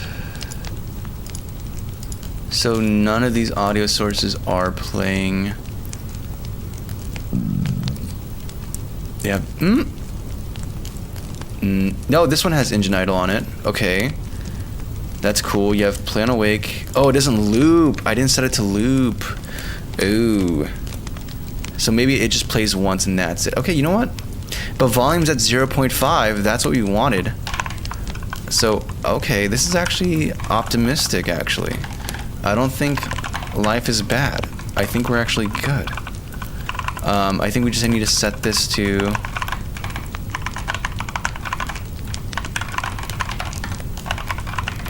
and we should be good.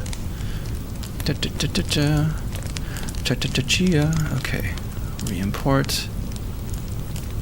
Compiling scripts. Is awesome. I mean, you're creating a world and you can do and create what you want. The fun stuff you can do with that after you get real good. Yeah, it's fun. It's fun. It's definitely fun. And then the next level is like doing your own engine, because then it's not only just making your own world, but you get to like define how everything works and the way you want it to work. Okay. I'm not hearing anything. I'm not hearing anything. That is concerning. Also, this should be, I should change it to be like audio, an actual reasonable name.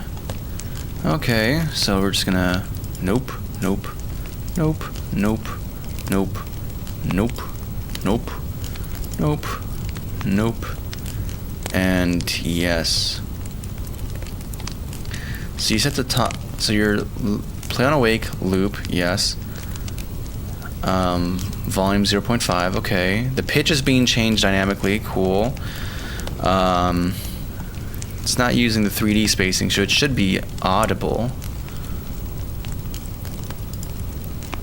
Is it just not loud enough? Like, do I need to just set master volume to max? Oh, whoops. So we're here at audio, master volume.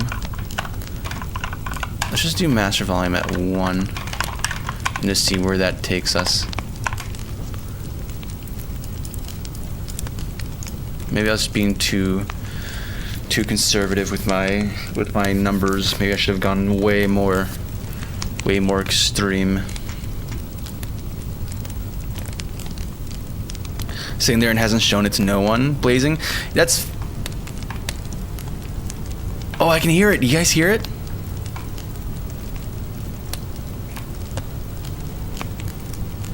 It's not, the audio's just not loud, that's why. I'm not sure if you can hear it, but it's... But I was talking with a friend the other day, and I was like, it'll be kind of fun to have a game that I just make internally, where only I make a game just for me, and like the only evidence that exists is me playing it on stream, but no one else gets to play it except for my descendants, and it becomes like a relic that's passed down from generation, where it's like my kids get to play my game, and then my kids' kids get to play the game, but they can't share it to anyone. This is a game inside the family. It's like a Belmont family heirloom type thing.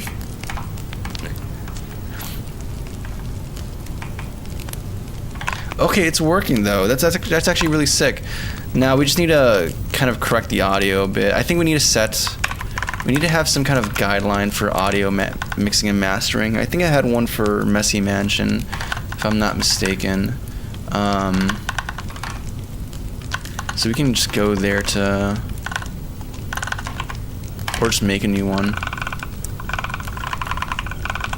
Yeah, I think that might be respectable. Projects. Fight and Flight Deluxe, assets, audio. So I'm gonna do something real quick. So we're gonna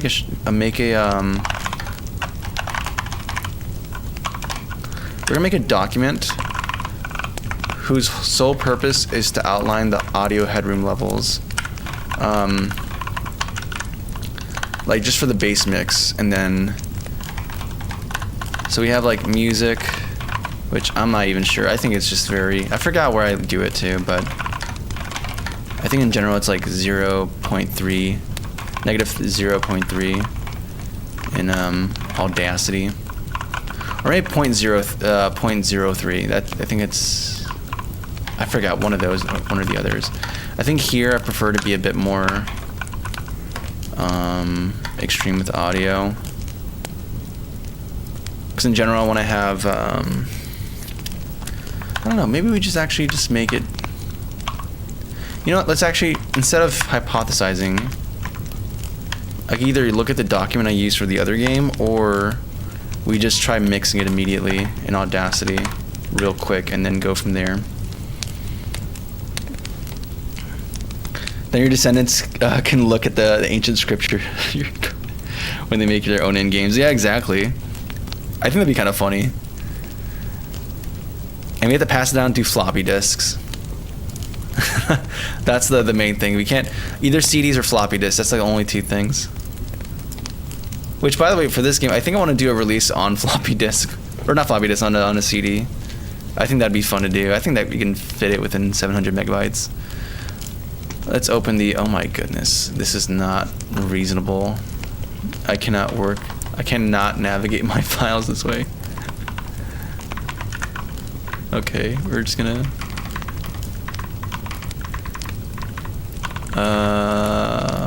where are we going to? I cannot. Is this not in alphabetical order? Wait, what? Okay, projects at the very top. Okay, and then Fight and Flight at the very top. Nice. And then we have, I guess there's repo at the top. Okay, assets, audio, and then, actually no. Let me just move this around to be reasonable. Sound, effects, and then I believe it's engine idle. .wav. And then we're gonna soup that bad boy up to be edit. They did changes to Audacity. Amplify. We're gonna do, that's to make it to 0 or peaks at 0. Maybe that's what we just do, like have everything just peak. No, we'll do like 0.3 or something, and then that's what audio mixing's for. That's what the audio channel implementation I have is for. So there's like a, yeah, a little change in headroom. So new peak amplitude will be like,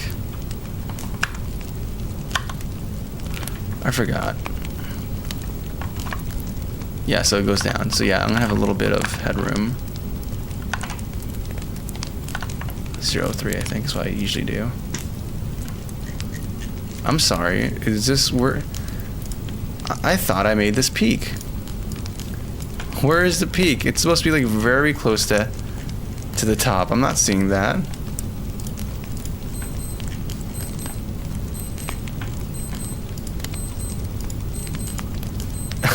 One second, that's my alarm.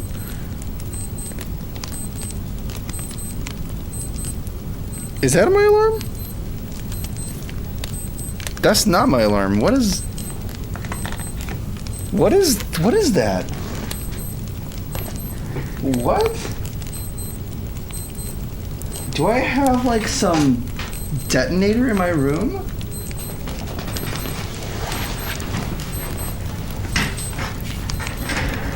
Where is this?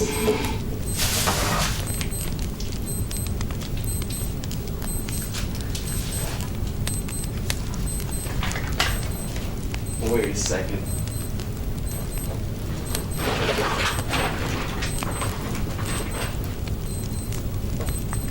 Ha.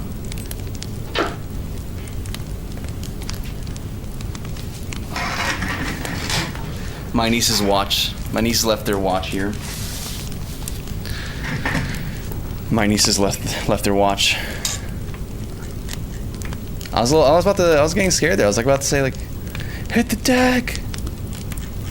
Okay, so clearly I feel lied to. My feelings have been hurt.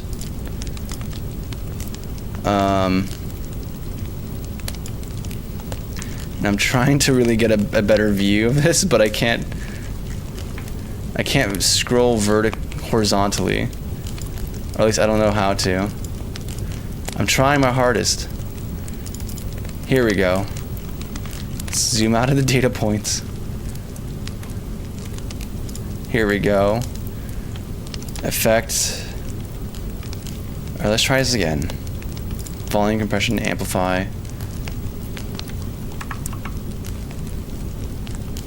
Oh, that's the amount to amplify, not the new peak. This is where I do the, okay. Okay, this is where I want to be. There, this is the life I want to live. Okay, very good. And then we export audio as a wave, a WAV. That's a Microsoft standard? We're not going to export to Fruitiger Aero Vibes. We're going to go to the file which spawned this, which is going to be, if I can find it, projects, find flight deluxe, asset, audio, sound, effects, and then engine. Maybe we just, I don't know, do I destruct, because this is from the original game. I almost feel tempted to start building an actual properly organized structure folders here. Like, with a better naming convention. So it'd be like an audio. No, because that's animation clip as well. Aud. Engine idle 1. Cool, export. And then we go back into Unity land and we go to default engine, and now instead of engine idle we're going to use Aud. We have to re-import or refresh, don't we? Yeah. Okay, now we can type in Aud.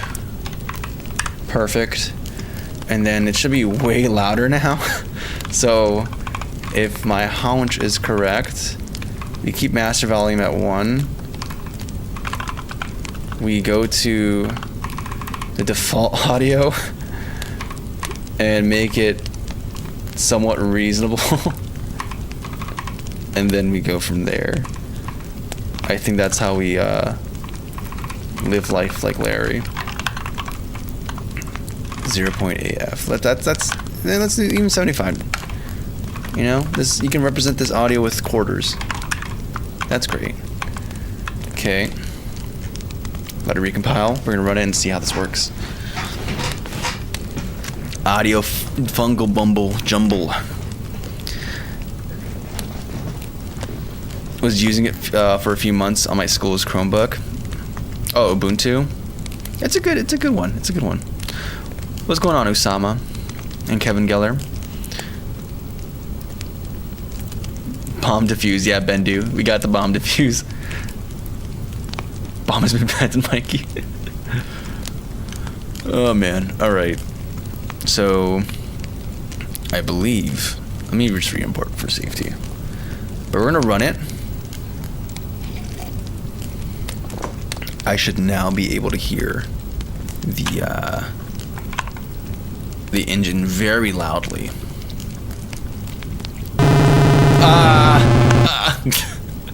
Okay, so it was very loud. It was very loud. It was very, very loud. Okay, maybe we do like, either we remaster it or we say, hey, audio effects are just gonna be low in this game. We're gonna master everything loud. Or we can have like a per audio, like we can have, allow them to supply specific audio, like a clip level audio volume. Like add another level to this, why not?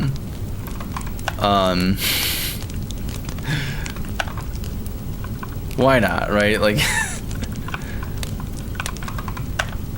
like if you play SFX, then it's whatever. But if you reserve it, then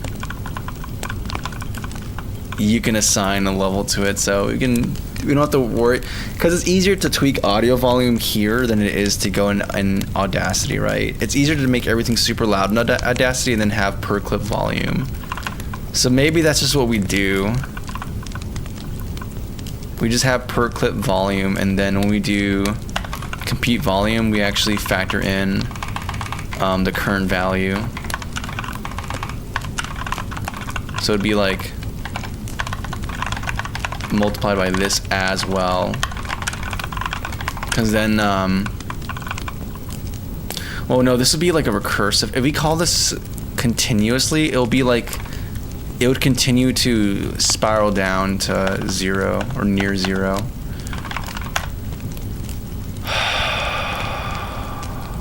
Which means, yay, another array. My favorite. Mama, we got another array out back.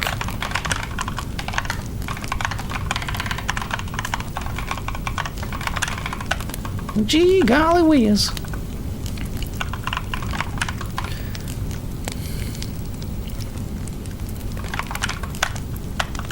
So we got another volume, and I guess we're gonna initialize this as well with whatever we have. Or I guess it's gonna be whatever you call it, you're gonna set some kind of volume to it. I don't know, it's your responsibility to set it. So, compute volume. So we have like this general play SFX. We had this Boolean thing. We're gonna expand this a little bit. Where now it's gonna have a float volume. And it's gonna be like default to 1. And then now it's gonna be volume.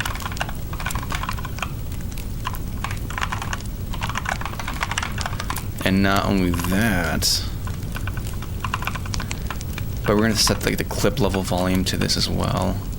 Actually, we shouldn't even do that. Oh, my brother. Because then we're going to have to calculate compute volume frequently. I mean, it's not that much. We're not iterating through a lot of things. Everything's kind of contiguous in a weird, nice, beautiful way, but it's still kind of annoying. Yeah.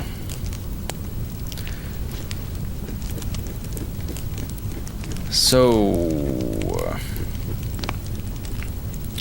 what do we do here? I am perplexed.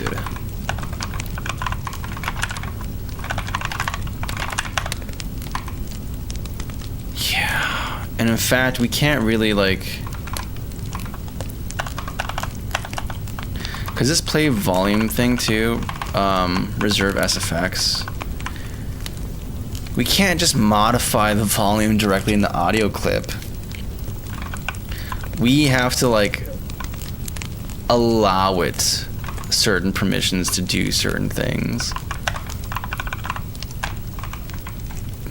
Because this has to have ownership over that.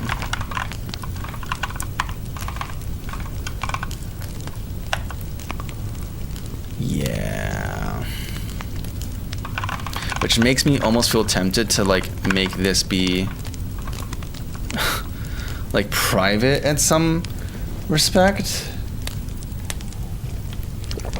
But then it's like we're introducing all this extra management, and I can't do certain stuff here. Or I guess I can expose it. Actually, maybe it is. No. Maybe it is fine. Maybe we just make this private, and then we have like public functions for modifying stuff, so you can see like set. Oh, brother, this is gonna get really gnarly really quickly. Cause then it's not. We have to do like set.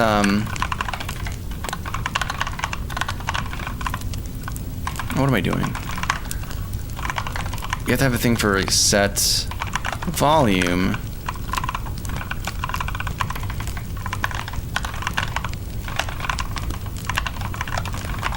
And that has to actually go into the original audio, the SFX dot volume thing, and then compute everything for that.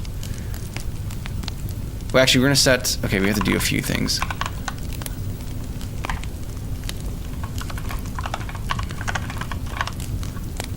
Oh, we have to. Okay, we have index at the very least, so we can index and direct jack.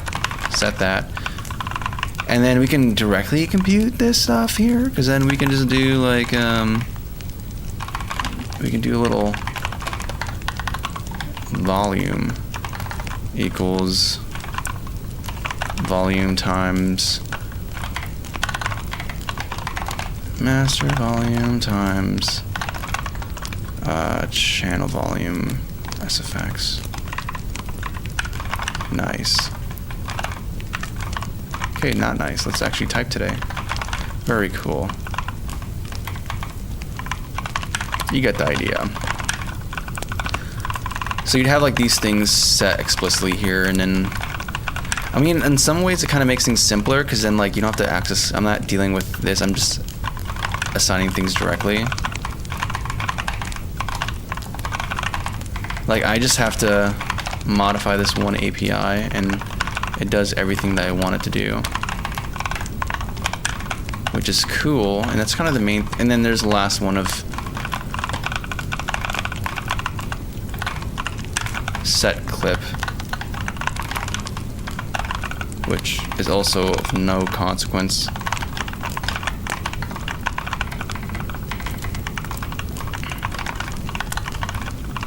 Oh, there's also one more as well, which is going to be set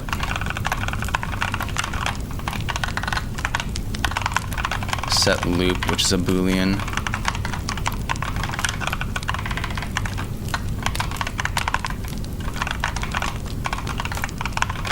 Okay, but that's like everything we need to expose here, and then life is happy. We're happy. Everyone is happy. I'm happy. You're happy. And now you just do handle set clip, and now you do instead handle set volume. Yes, yes, yes. This is exactly what the Senate wants. The council desires this. Yes, this is what peak performance looks like. Anakin. Okay, and then we go to player, and then this API is going to be busted here, but it's going to be easy and fixable because now we're just going to make it fantastic. We're just going to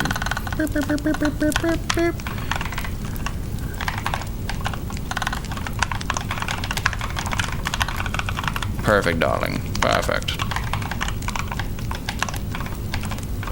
You're happy? I do need to set a play thing, don't I? Yeah, we do. That's also easy. We just expose that. See, it's so easy.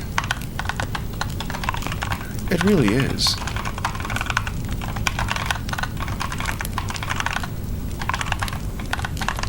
Until it's not, but it's okay. We'll cross that bridge when we get there.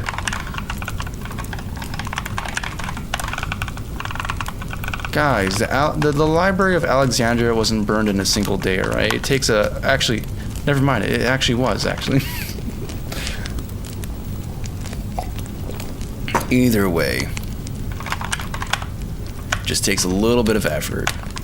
I think we have our APIs where we want it to, so we can set volume, so I can be like, hey, I don't want this to be so loud. Let's set the volume to be, I don't know, 0.2F. But we still have a reasonable general channel volume for things.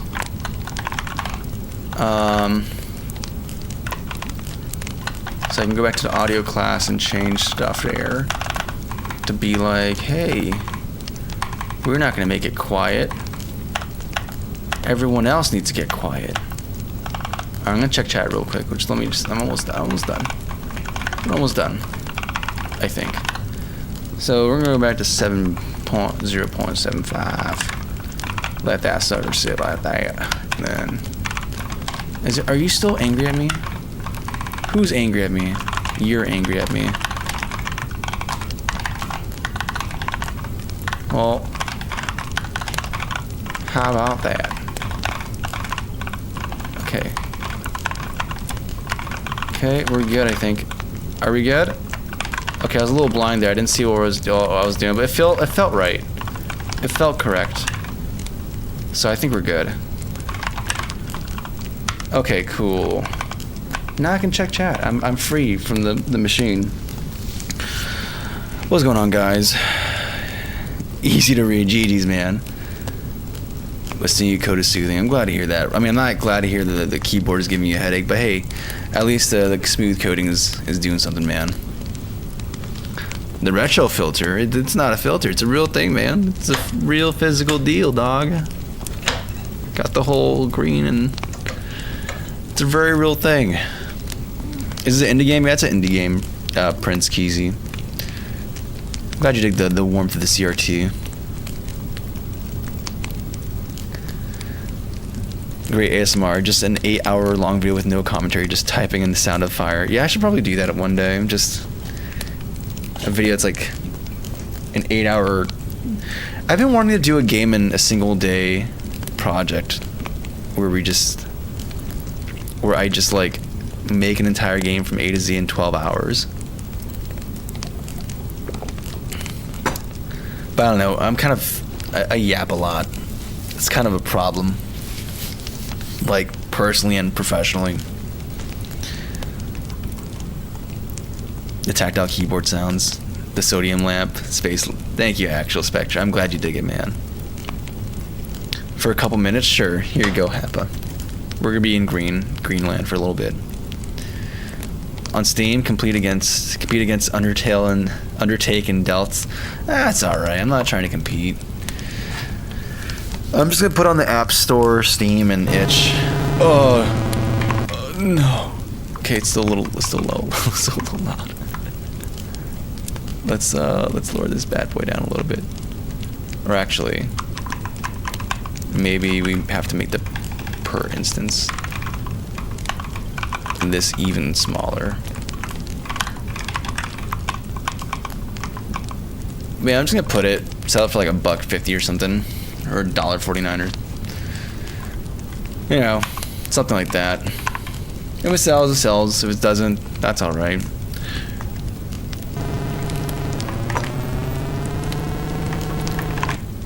I don't like that still. Why is it? I thought I made it lower. Re-import, compile scripts. Are you telling me that I didn't implement it correctly the first time?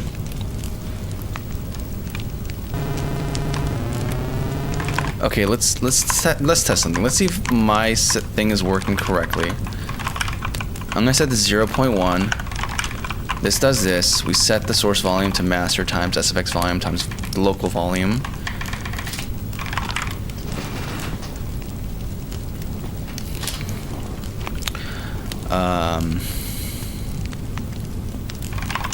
Okay. You're reloading commit domain, but I don't trust you because everything feels less certain on Linux. Not everything, but at least Unity does. Excite bike. Yeah, that's the goal. We're going for something kind of nostalgic with that. So it's actually more quiet.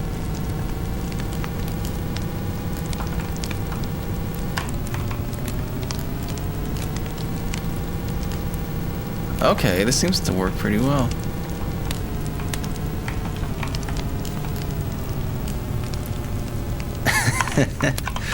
So the volume did go down. I'm just not quite... Well, how's the math shake out? It's like 1 times 0.75 times 0.2. So it's like, sheesh. Okay, we've mastered a 0.3 for audio effects. It's gonna be like it's gonna be very, very loud.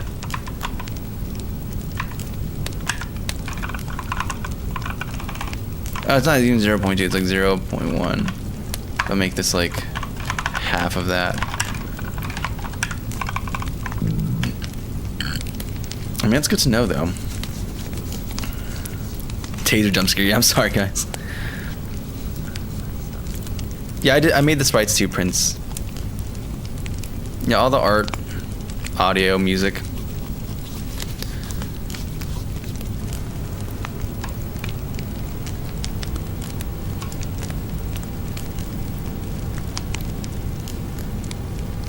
Nice. This feels responsive.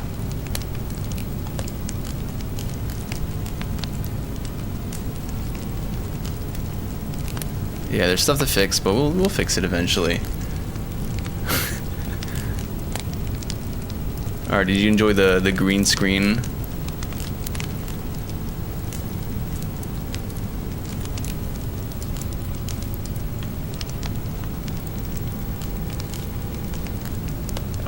Oh no.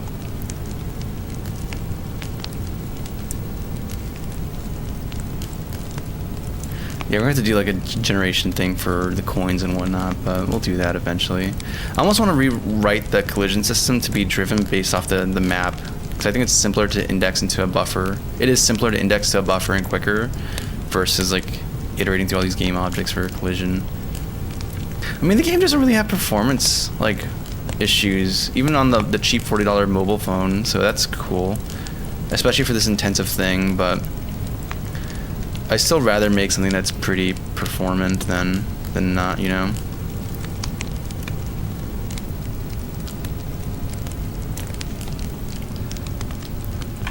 Sick. I'm actually very happy.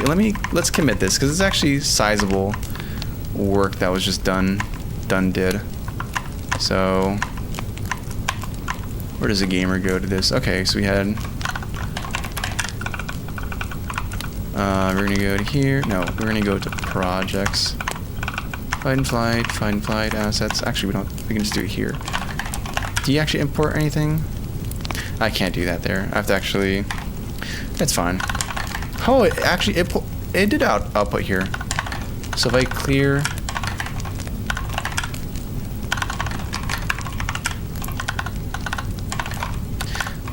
dude, we kind of implemented that audio system like kind of one shot, which is kind of makes me very happy.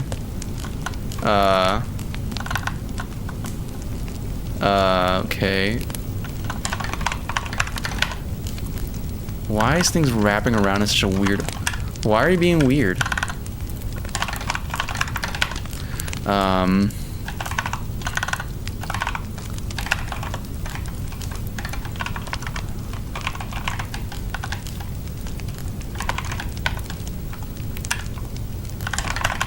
then we're gonna push to Berg, because we don't use GitHub, we use Codeberg, fellas.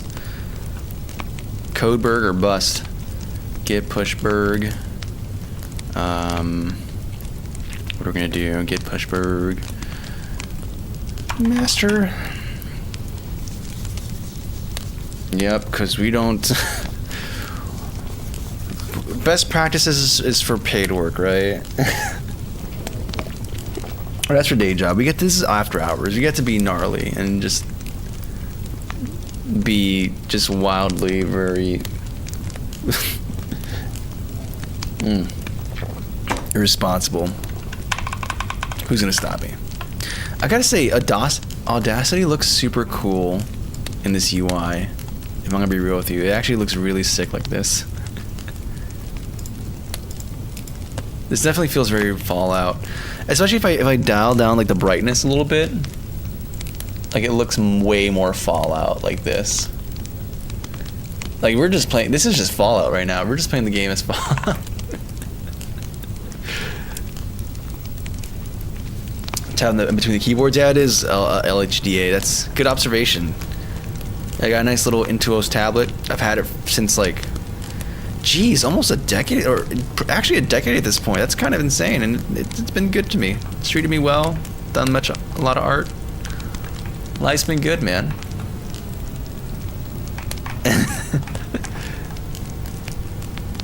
Yeah, this straight up feels like we're on Fallout, man. That's pretty sick, dude. Did you watch the video about who made the Audacity? I don't know. I didn't watch the video about who did it. I just know I watched a video about them. I guess like the new CEO or someone. I don't know. Someone talking about the necessities for updating Audacity and the process of doing so, which was an engineering undertaking, which I can totally see.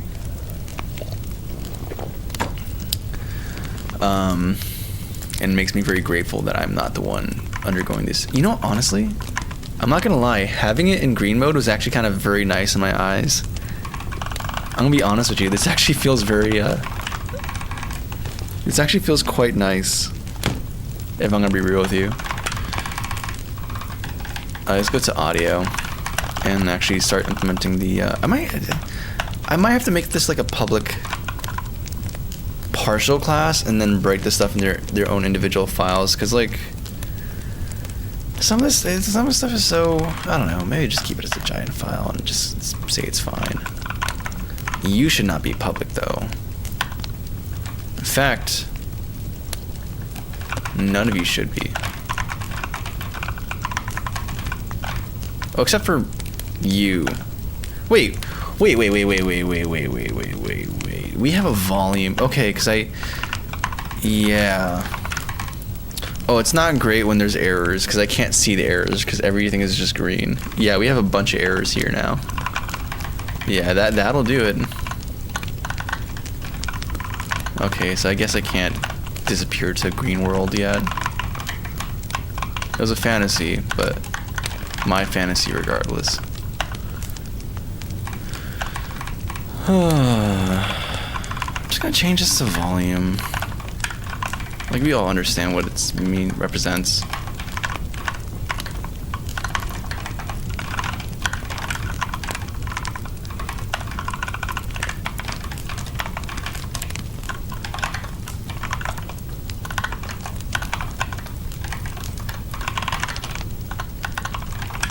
Yeah, seems reasonable to me.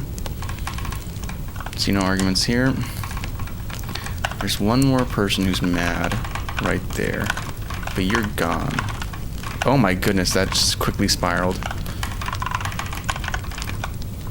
Channel volume for music, cool. Now we should probably implement the music thing. We have this idea of fading over time.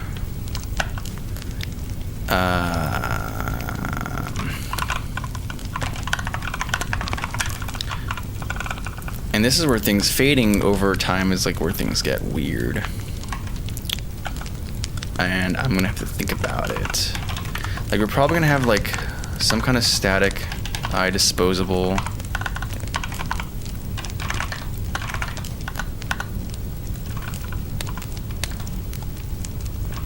I'm sorry, did I spell something wrong?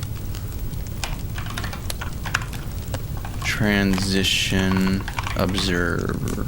Or just call it transition for now. You can also be cool here. Oops. What's going on here?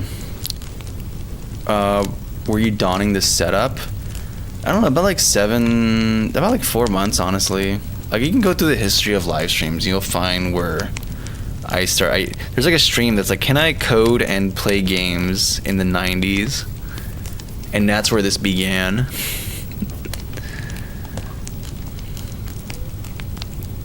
And walking to this would be a nice life, even if it grows tiring the first 2 years. I mean, we're gonna find out how long it becomes. I mean, it's weirdly not tiring because A, my day job, I'm using my work machine, and you know, that it's a whole different thing. B, I also have these monitors over here, these two, so like I can just not use this guy and just work with this. Like, I could just turn it off and be like, all right, today we're in normal. Like, they're on arms, so I can move them around too. So this is my dessert. I get to treat myself with a CRT. This is not a punishment. This is, I want this. I want this. So you have to think about how we're going to handle transitions, because this is something that's going to be happening consistently over time. Over time. Play music. We have the audio clip, and we have the float. Fade seconds. And we have this like local volume thing.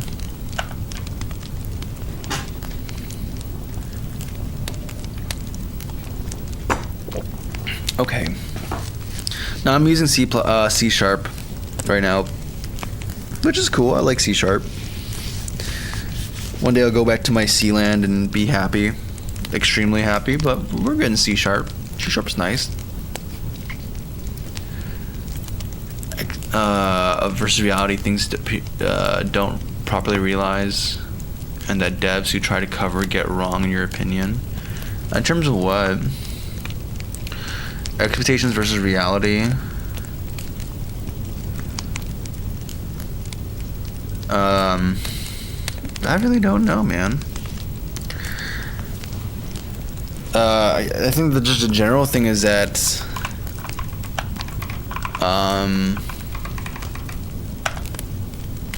I don't know. I'm just living this reality. I don't know what expectations are.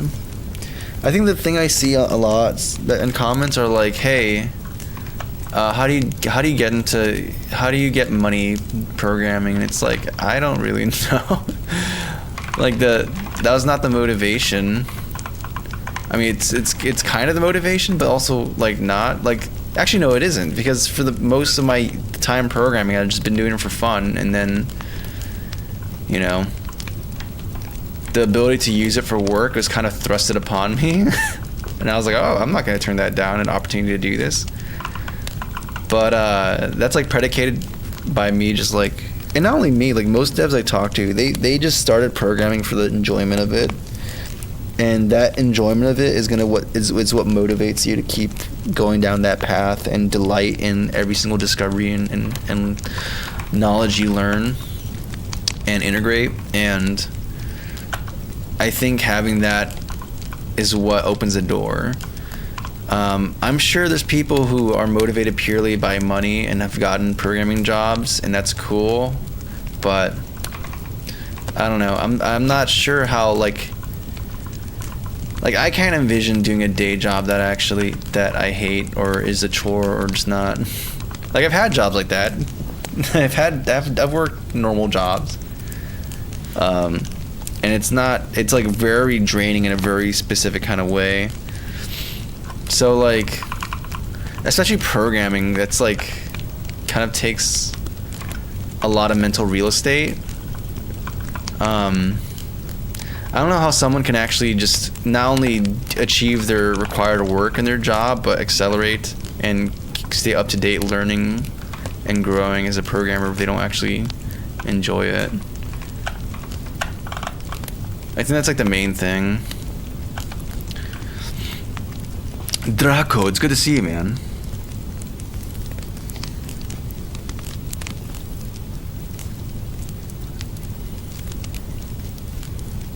How old are you? I'm getting ever closer to my 30s. It's getting very, very close.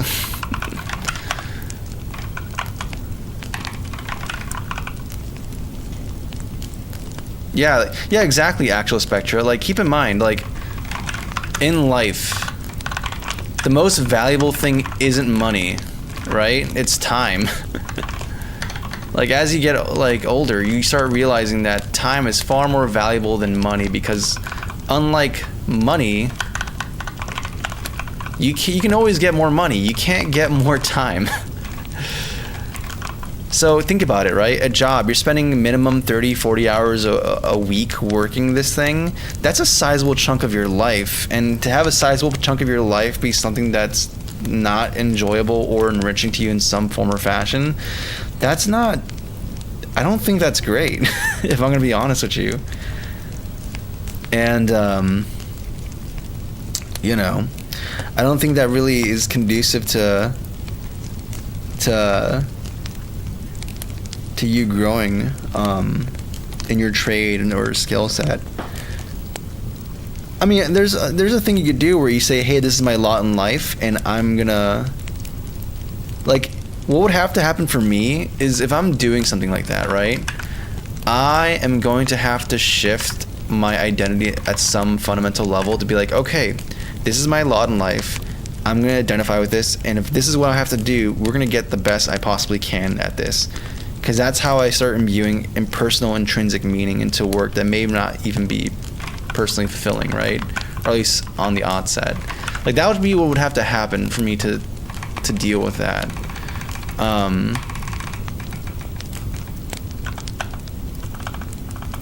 Yeah, like, that's what you do. So let's, you know. Yeah, I think it's better to just take the long road around and not try to pursue things expediently, but instead be willing to do the hard path, because you'll end up getting far more from it. Speaking of the hard path, I don't know how to do this music transition. Like, I have an idea, but there's nothing that feels very convincing for how I want to navigate this.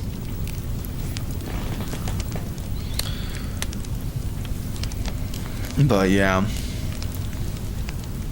Like, genre-wise, I can show you the game right now. It's still runnable. I have not broken anything yet. I want to start working on the music audio stuff, because right now, sound effects by itself is cool, but music would be even radder. I'm still debating if I'm going to make this endless runner or not. Like, maybe if you get certain time clearances on a level, you can... But I don't know, having a definite end to the game is not... Oh yeah, we have to handle when the player gets the game object gets destroyed. We'll deal with that. In fact, let's just deal with that right now while I think about how I want to handle transitions. Yeah, I remember kind of going through that. Like, I remember I worked at a job doing sales for audio equipment, and it was like, I felt very unknowledgeable about it, but it's like a retail type thing.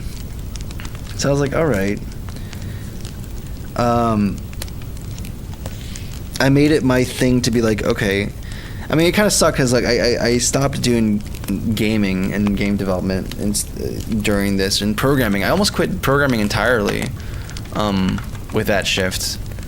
But while I was there, I was like, all right, I could just fudge through it and try to, you know, do the bare minimum, or we can button down. I'm going to start researching all this stuff on my spare time. Like, before I go to work, I'm going to be watching videos and taking notes, and then after work, I'm going to be taking notes on what people have talked to me about that I didn't have knowledge about, and we're just going to dive deep into it, and I'm going to get as knowledgeable as I possibly can at audio equipment, at least for that time, and just, like, dive deep into it. And that's what I did, and that's how I kind of, you know, got through it, because it's like, all right, cool, we're, you know, if this is what I'm gonna be doing for this period of my life, we're gonna get the absolute best at it, or at least the best we can get at it.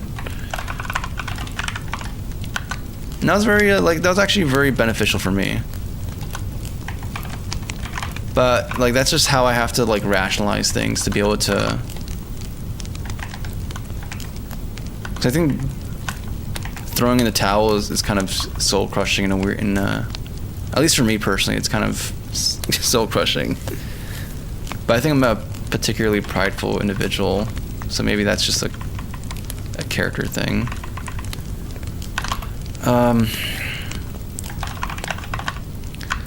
There's take until destroy. Maybe subscribe, but the parameters here are not quite. Like, what does it take? This. So it requires some kind of observable, and then it's going to take a separate second parameter of like the game object that we're listening for, right? Is there a way to be like, hey, I want to wait until this dies? I don't know. I'm going to be honest with you. I should probably... In fact, we're going to try some Kagi right now. Uni RX invoke on game object destroy. I mean, I don't know why I'm doing this through UniRX. I could just straight up just do on destroy in the game object, but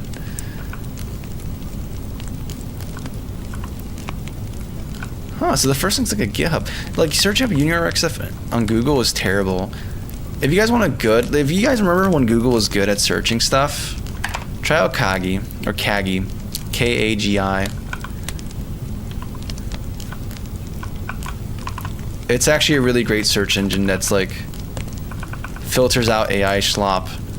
It actually has good ranking. There's no paid promotions for it, and you can actually rank results to be like, hey, this is good and this is bad, and then like, hey, this loads fast and it was acquired in 2010, and you know, popularity and all this other stuff. Like that's a lot of cool metrics that isn't easily accessible through Google.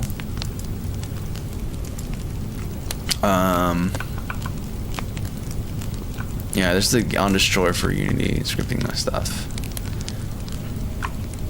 I just want to see if, in fact, maybe I should just search with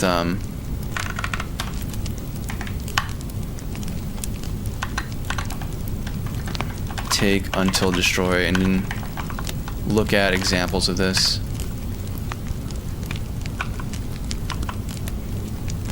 UniRX.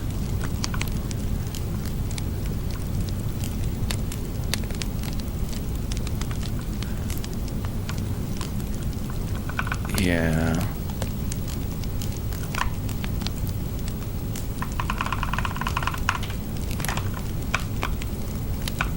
Where's documentation for this specifically? Okay, so there's take until, and then you can provide. You know, honestly, maybe I'm just being too.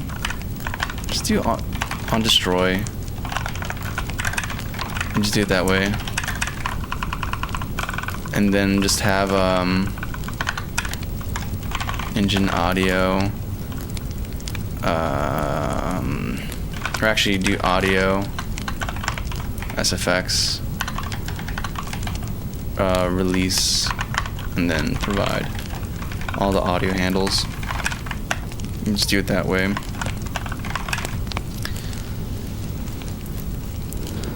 What's going on here? Let me catch up in chat real quick, guys. Wait, what? Someone found a ring in a burger when they went to cook it? That's so romantic, dude. That's how you do a proposal. Unless you're not being proposed to, in which that case, that's like, oh my goodness. What's going on, Meadow? How you doing today?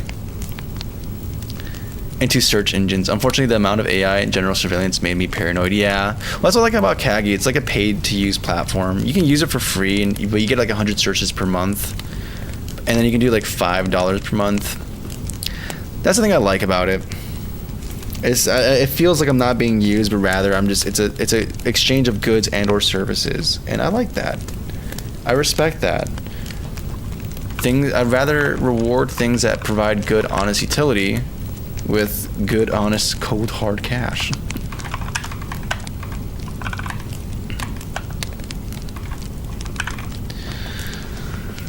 Yeah, Kaggy. Kaggy's a search engine. It's pretty sick. So, we're back to the audio. Old Horatio. We meet again. So, what are we gonna do? I think we're just gonna keep it simple, stupid. So we're gonna have a function for begin transition, and then it's gonna be a. Yeah, we're gonna keep it simple. Just use an I enumerator.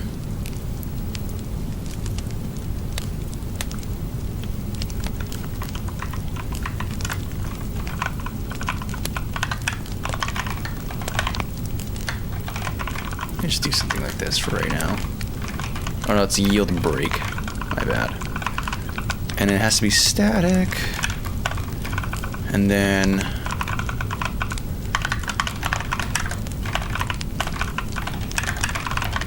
if fade equals 0, then things become very easy. All we do is like,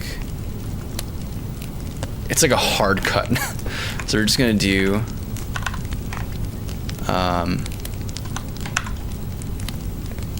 local music volume 1 equals 1, local music volume 2 equals 0, and then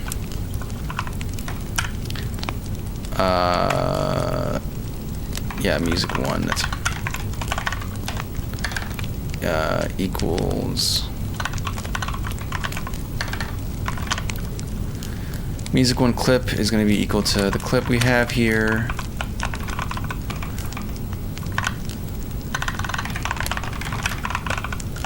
And then, what do you want to do? Do you want to like, we should probably have another parameter as well for loop as well. This time assume that we want to loop, and then if you explicitly don't, then we just don't, but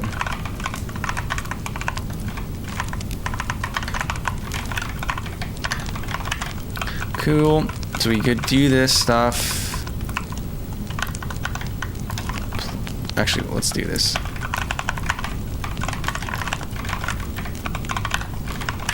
Make sure music 2 is stopped. Okay, and I think we're like good to go here. Otherwise, things are not as simple. And we have to compute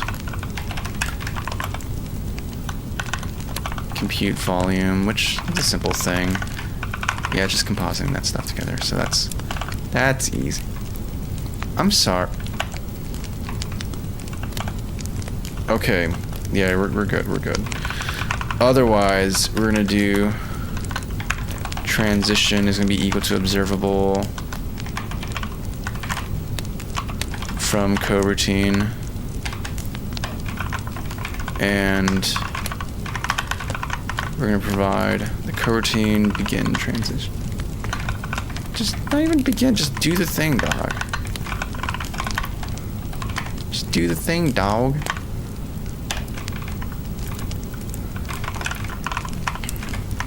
Subscribe. Yeah, that's what I'm talking about. Cool. So subscribe it here. At the very end, we're just gonna dispose it. Cool. And then we're gonna do the little. Actually,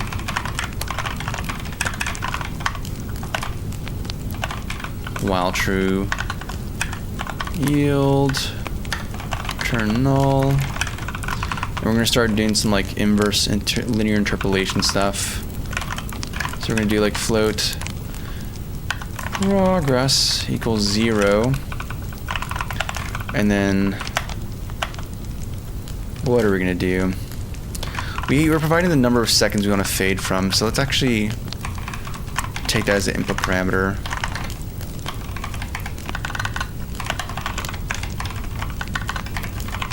Oh my goodness.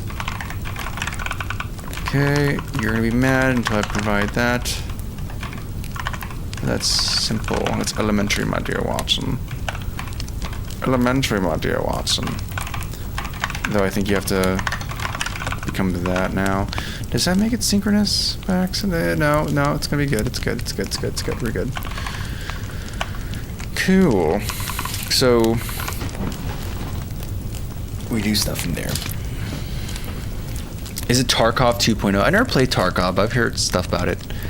Can you play it now? Not this one. You can play the original game from like 2020, but that's on Newgrounds, and we're doing something different. What's going on, real people? Fellow real person, Bravin. Thank you, Terrell. Thank you, the Agent Smiths. I just want to draw a picture of you as Agent Smith, like an army of you. Oh, man. Double keyboards? No, I was a keyboard stand before the Primate, or at least before I've heard of him. This arose because I was getting actual carpal tunnel, and this actually helped, as well as magnesium glycinate. Yeah, I went from like not waking up and progressively feeling less and less on my fingers each day, and then having like panic, and then wait for it to come back online. So like I gotta do like super long sessions and wake up fine. It's pretty good. We're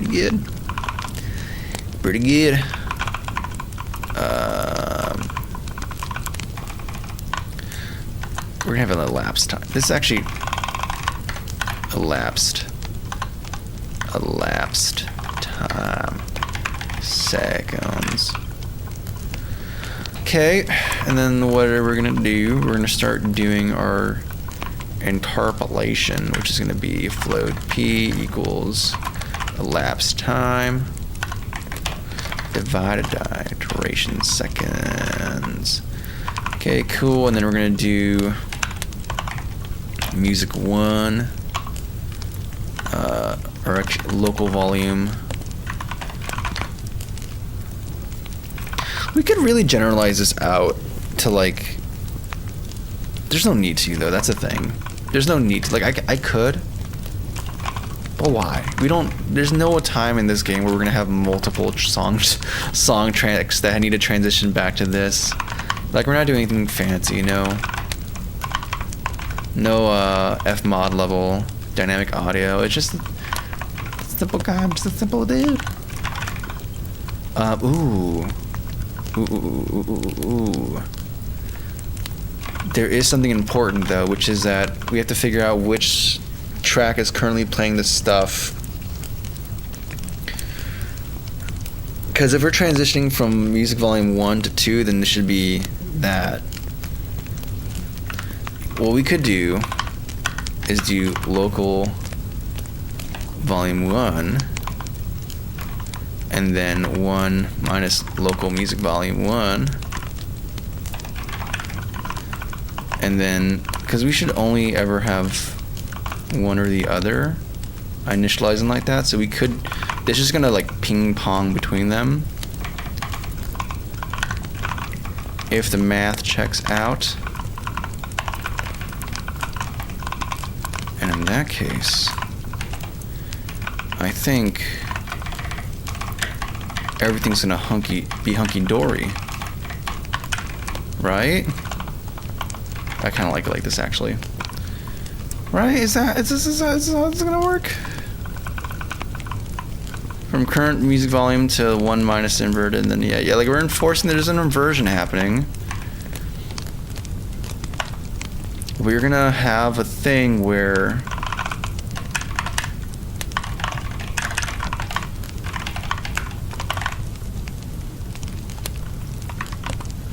local music volume 1 is equal to 0.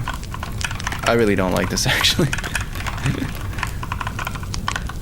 Then that's what we're gonna be setting the track to.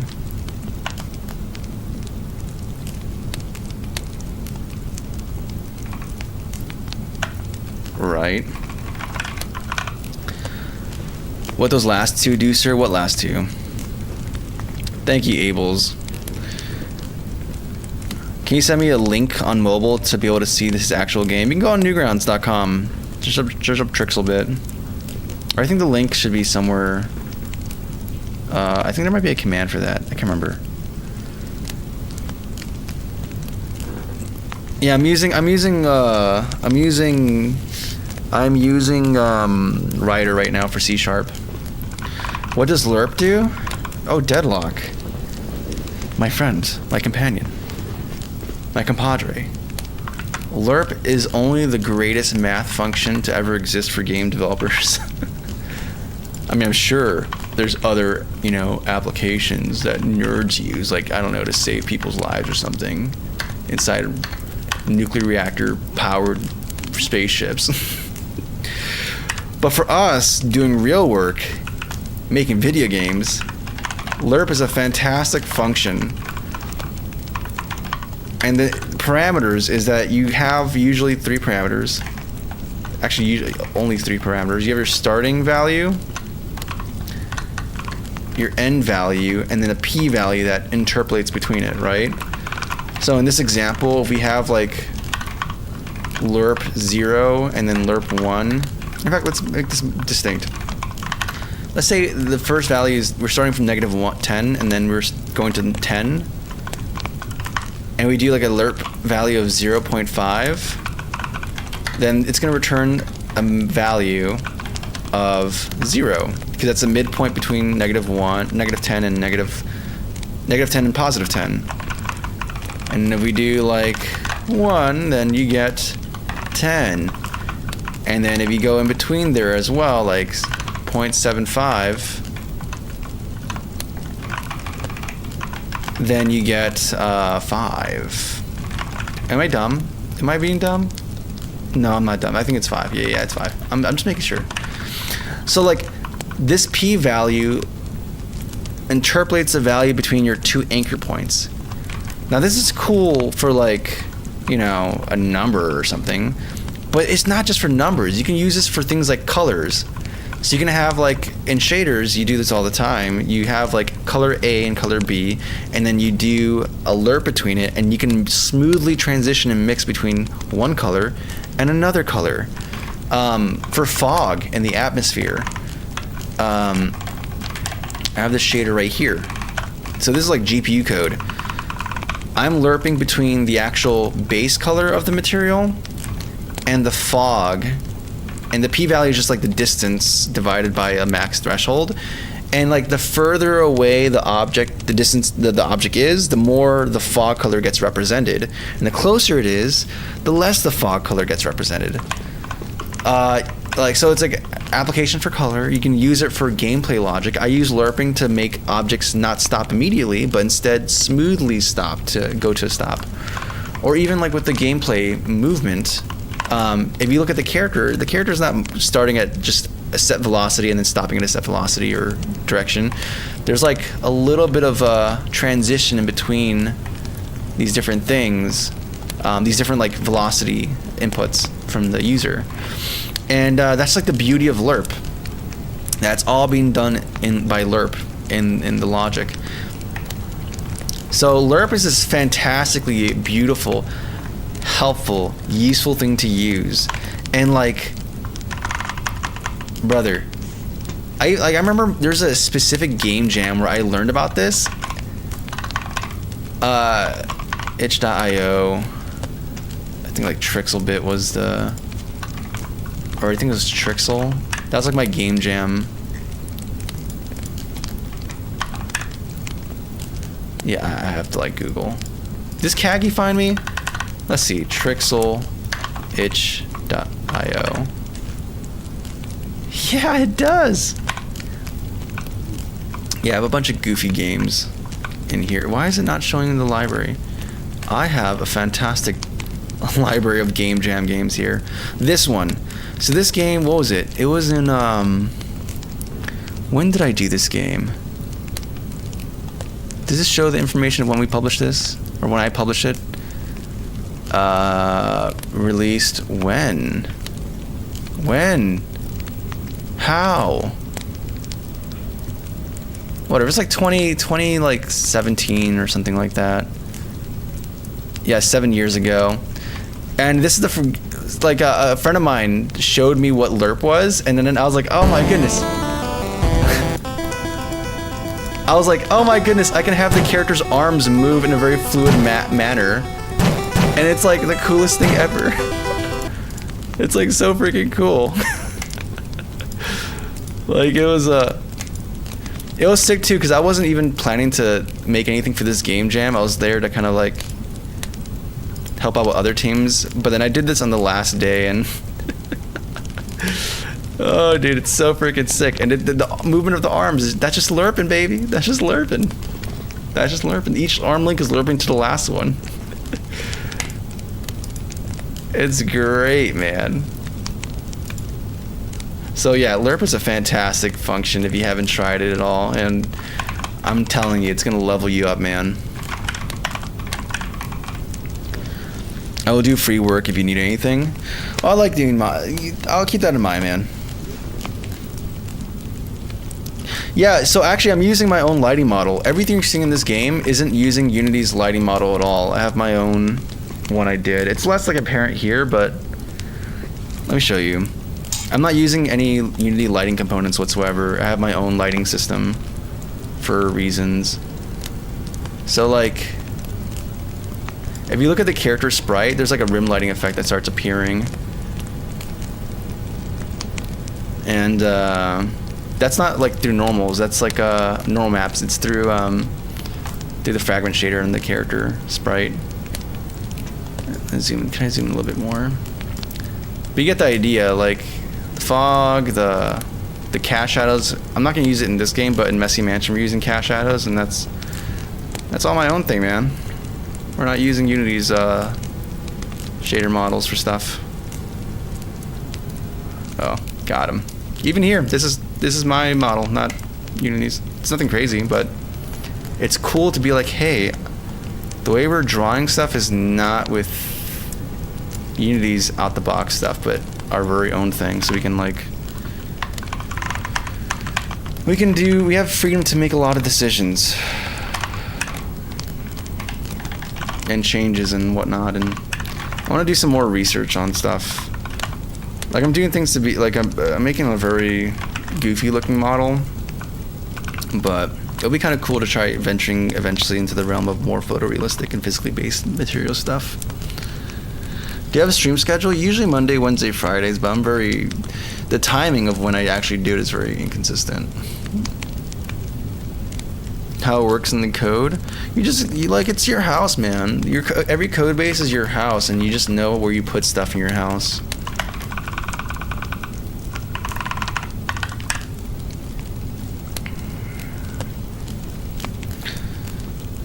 The IDE Bishu is Rider. It's a good one for Unity and C# projects in general. You can even use it for TypeScript, which is pretty. I use it for the website, which is pretty cool.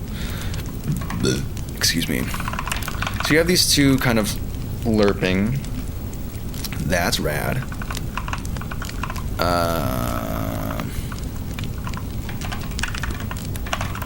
We're gonna do a thing where like if I don't know, like if elapsed, we also have to do, okay, so there's a few things we have to do. We have to actually add the elapsed time. I'm gonna use elapsed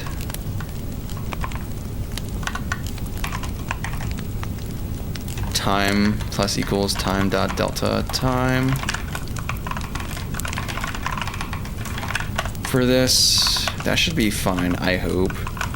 And then if elapsed time in seconds is greater than duration in seconds, then we break out of this loop, and then we actually hard set things. I'm not sure what I'm gonna do, if I'm gonna round or not.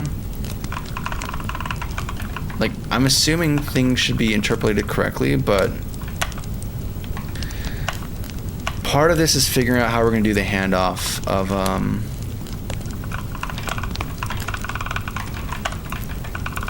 of the audio clips. Because part of me wants to always ensure that this one is always the target one and this is the other one, and this is the one that's doing the fading out. Like this is the fade out channel and this is the main channel.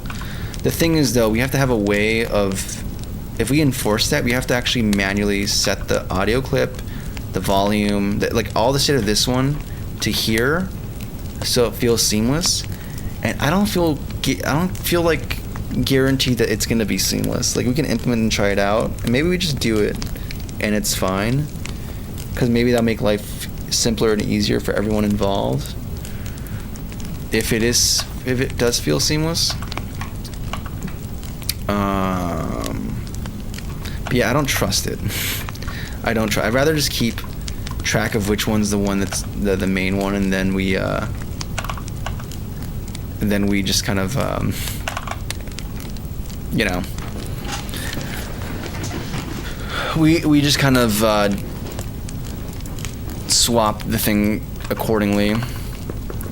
So in a weird way, it almost still feels beneficial to have this as an array, because then I can just index into this directly instead of having like a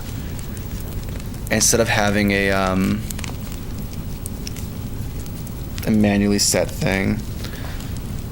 Like in all honesty, that actually feels more intuitive, weirdly enough.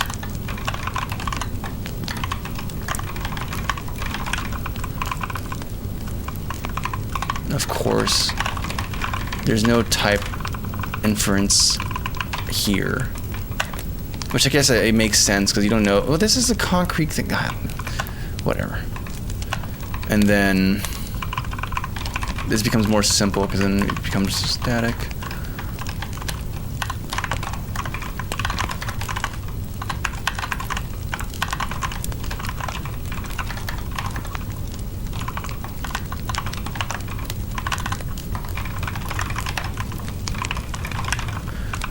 And then maybe if I want to be an ultra nerd, I can just have this be a constant and then use that constant everywhere, but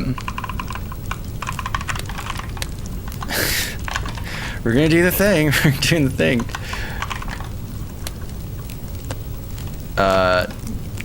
Channel count. Of course we're gonna do this. Of course. How could we not? How can we not? No, not event. And then get rid of that bracket. Maybe make this new line so I can actually easily view it. And then this now has to become a for loop as well. Now this is starting to become kind of like the SFX class. Like it's starting to, or struct. Yeah, it's class. It's like becoming that. Slowly but surely. I was like, maybe. At the very least, it's like, you know, this is a very small count. So, like, continuous transition the operations are not going to be as... it's iterating over a smaller amount of things comparatively, so it's fine.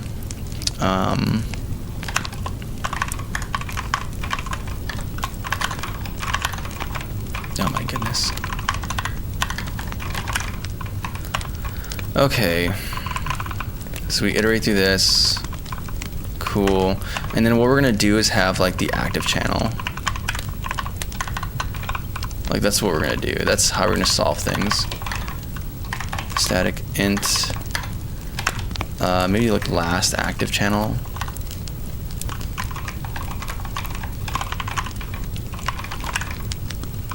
Or maybe just active channel. The one that's currently playing stuff. Because then here things become somewhat simpler.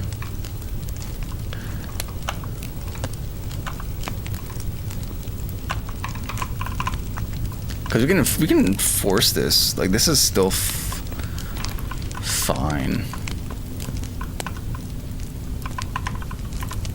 Like this should just be music.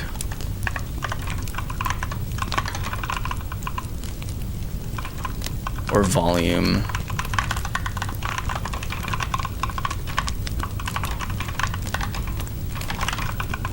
That's like fine. I'm not gonna do a loop over 2 elements. Like, I know what we need to update. We're just gonna update the thing explicitly.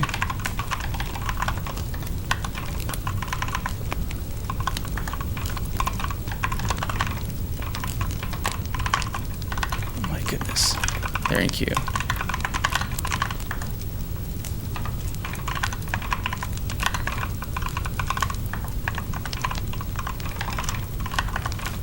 Okay, we're gonna move this here so it's very clear that we're doing all these changes to this guy, and then it's gonna be clear here that we're doing the changes to this guy. And we're good there. And then we set index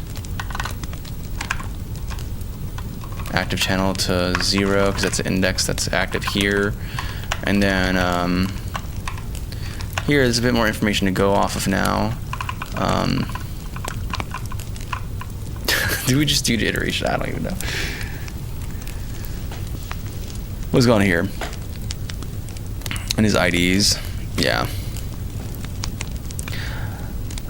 About leaving comments in your code, I don't see any. Because right now I'm implementing stuff and the APIs can change. Once the APIs get more solidified, I'm fine with doing, I like doing documentation then, because then, like, it's already kind of codified, and the expectations are kind of set in stone, so the documentation is like a reminder for me of the expectations that were set for these APIs. When I say APIs, I mean like just public functions that you call to do stuff in these classes. The only time I'm doing commenting before implementation is where like there's for some reason I already know exactly how this API should behave and should function. So like, so actually there's like 3 cases. There's a case where I already know it, so I can just kind of do that up front. The second case is I'm actually writing a proposal, so I'll make a skeleton class and then document what the public functions and properties should look like. And then, you know, that can go to review. Or, hey, I know what I want here, but I'm not going to implement it, so I'm going to have the skeleton class with the documentation, summary comments, and then I can pass that off to a developer, and they just know what should be done in this class, and they can implement it. That's more like a junior, like handing off work to like a junior dev or something, but that would be the way to go about it. Or maybe not even a junior dev. Like if it goes through a process of proposal, but then I'm not the one who's able to implement it for bandwidth reasons, and that's a nice, clear way of illustrating the thought process behind how this should behave, and then the other person can just execute and understand the intention. So that's yeah, that's kind of my thought on that, on my thought process when it comes to doing summaries.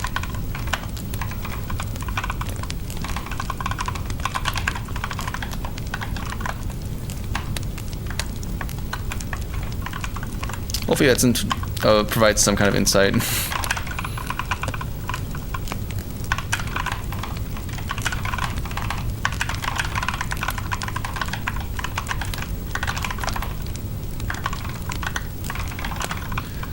Yeah, this is fine. This is fine. This is fine. Is this fine? I don't know. I honestly, like, I almost want to just do the dang iteration. Like, but it's like, I don't need to. I don't.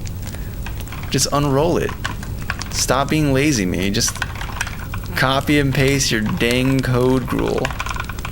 We know the exact number of things here. We know what we want it to behave. We're not going to make it a loop. Add unneeded extra instructions to this operation. We're just going to do the dang thing. Like, we're just going to do the operations. And it's gonna be fine. We're not gonna be. It's fine. And if it's not fine, then that's we'll figure that out later. Right now, we've been going for like, I don't even know. I think we've been going for 3 hours, something like that. It was going so chino.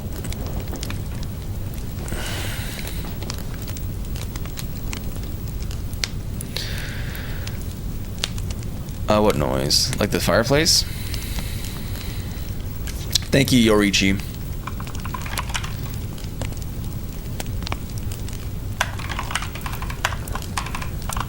Alrighty, so we have... I think we have the basics here. So what we're gonna do... In fact, we're gonna do something...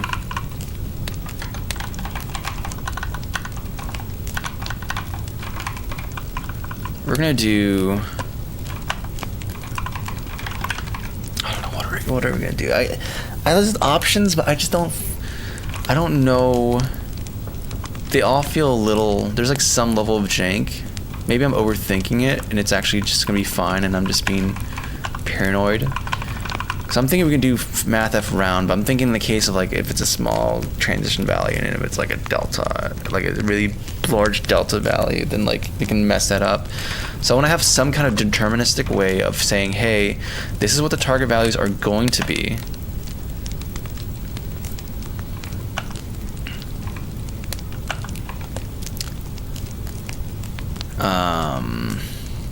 Well, I guess we have interval, right? So we have interval. We know we're gonna have to do the swap at some point. Oh, you know what? That's exactly what we do. We have the index. Yeah.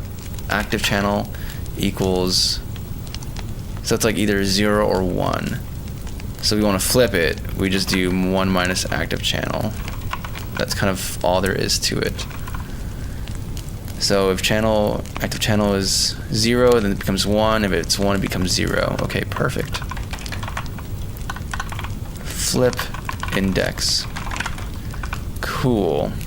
Next thing on the docket. We set the value of active channel. Actually, this actually makes things a bit easier because then we know what active channel is. So like we can do music dot we can do local volume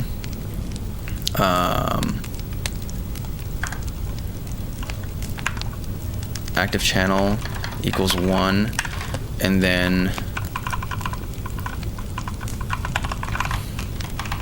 get the flipped version of it equals 0. That just works. That's just oh brother, it's actually so easy. It's so easy. Why am I stressing? Why am I stressing, dude? Because we can use the index actually. Oh, to define the actual target volume. Well, that's actually kind of. It seems genius, but I'm not sure if it's because if it's late at night and I'm just a little tired. But it feels genius. Okay, we have local volumes defined here, though. Okay, so whatever. We have to actually do the music stuff, so... actually, no, we're not going to do... We're just going to do compute volume, and that should handle everything for me. And then I think you're going to be unhappy, because of course you are. But it's okay, we'll make everything right as rain. Because we're going to do this, we're going to do that, we're going to do local volume, and then we're going to do local volume. Also, this is wrong. It's inclusive. Let's not make that mistake again. In fact, do I do that mistake anywhere else? I don't think so. We're good. Okay. And then, is there anything that's accessing this old... channel 1, channel 3. Do we have anything else that's like active channel? Okay. Do we just send it? Do we just do the thing? I think we can. I think like that's the full implementation, and either it's great or it's terrible. But regardless of which, we ride. Yeah, we're just gonna send it, and then as far as music is concerned, I'm not gonna even put things in a proper place. Dang it, I am gonna put things in a proper place. Darn you, Dinkelberg. I can't not do it that way. Where is level assets? Where are you? What is this? Okay, this is the game board. Yeah, we're in the right place. Where are you? You're somewhere here. Here we go. Level assets.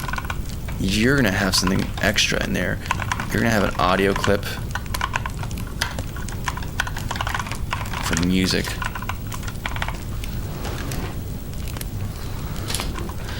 Music that plays in the stage. Maybe we'll make this a random list of objects, or a random list as well, so we can like randomly choose this, but we'll do that later when we have more music to actually put in the game. So beyond that,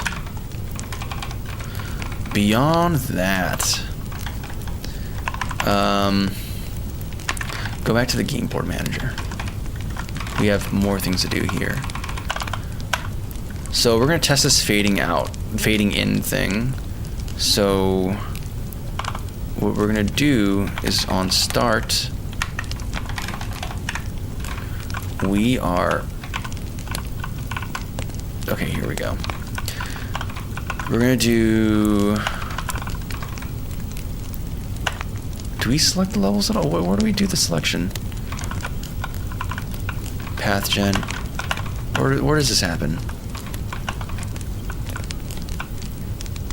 View init, generate shells, generate model, random choose, current assets. Okay, we have to store this actually. I mean, it doesn't really matter because there's only one item, so we can randomly select it twice and it'll be the same thing. But you know what? We like to be good boys. We like to do things correctly. So now we're gonna do audio music, play music. We're gonna give it this level music, and then let's say like it takes 10 seconds, or no, 5 seconds for the music to fade in, and it loops by default. In fact, we should also make sure that that happens as well. I don't think we actually apply. We have set. Wait. Wait a second. We call play music. We go through this function.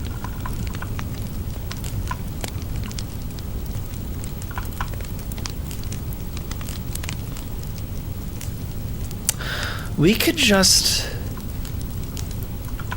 like, this is gonna be kind of redundant because we have to do a lot of this stuff up front that could just be unified, except for the play part and the compute volume and the stop thing. And this needs to return early as well. That's another important factor. And this can't be just 0. It has to be like active channel is going to be set. We're not setting volume actually. We're only setting the music clips. We're not setting we're not setting local volume. We're not setting. No, what are we? No, we're not doing anything. We're just setting the clips. We're just setting the audio clips. So it's gonna be active channel 1 minus it, because active channel is what's currently playing. This is gonna be the new channel that's gonna happen soon. And then we're setting the clip and the loop properties of it. And then this is gonna handle the actual fading in the music and making it be represented. So that's where that's gonna happen. Okay. Cool. I think we're good here. Let's put this where it belongs. Slop the music in there. And hopefully it just works the first time. First try, right? That's easy, right guys? First try. So let's go to game board. And you're here. You're here. You're not there. It's called Joyride, I believe. Yep. We save it. And then we run it.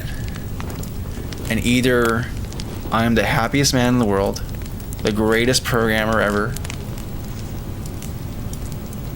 or we're sad. We're deeply sad. I'm not hearing no music. Okay, what if it just didn't compile? What if we just didn't compile it? What that maybe it's not me. Maybe it's the engine that's wrong. Just compile it and see. Come on, buddy. Okay.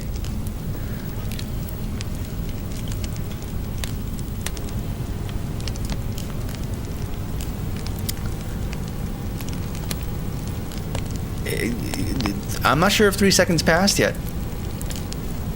3 seconds could still be passing. Oh, what if... Okay, wait. Let's just see if it's something simple. Did play music... What do we do? Yeah, play music. Do we call init? That happens. We set volume to 1. Okay, the channel volume. What about the local volume, though? What about that? Okay, actually don't. Okay, let's just go. Let's just inspect what's going on here. So, you're empty. And you're empty. What order do you do this in? Where is init called? You're called after SFX. So I'm assuming you'd be the bottom 2 audio sources, if my theory is correct. And yes, you're one of the bottom 2 audio sources. And you have the audio clip here. What? The volume's correct. Loop is correct. Like, all this stuff is correct. Do we not play it? Oh my goodness, do we not play it?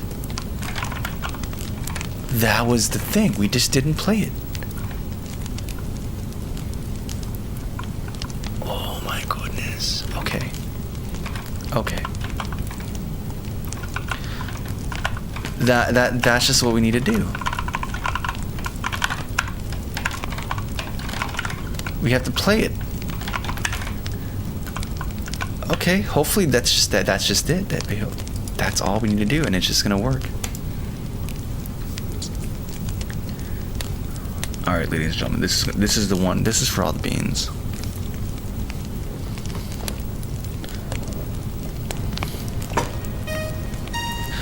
It faded in. Let's freaking. Okay, let's do something. Let's get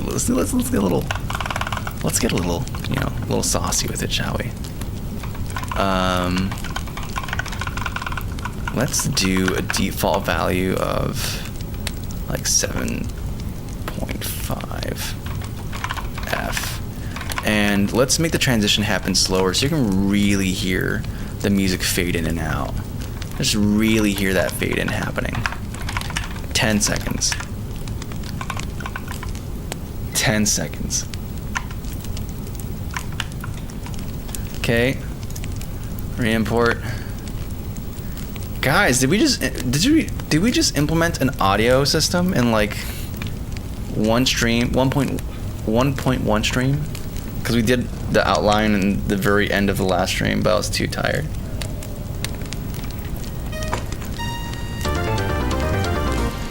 No, we didn't. That was not 10 seconds. Oh, that just increased in volume really drastically and not smoothly.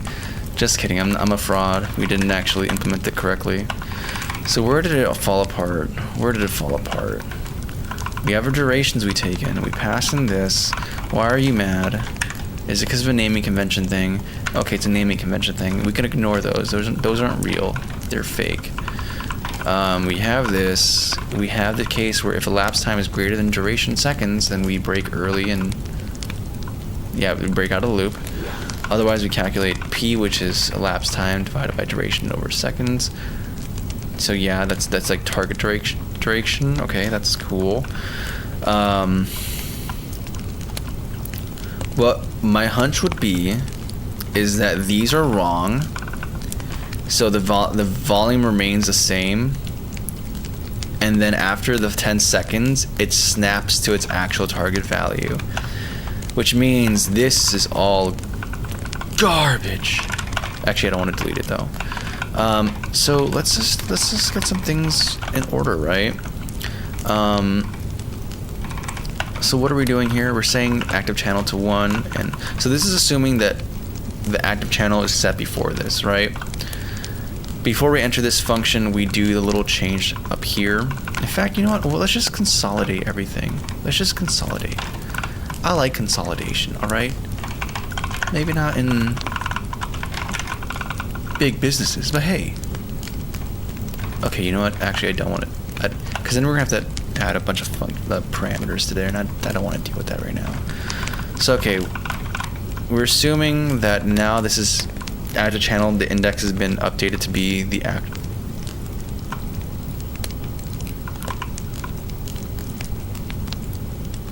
One second. Do we not do that? I could have sworn we did it. No, we do it here. So now, okay, no, we actually do the index flip here. So as a previous.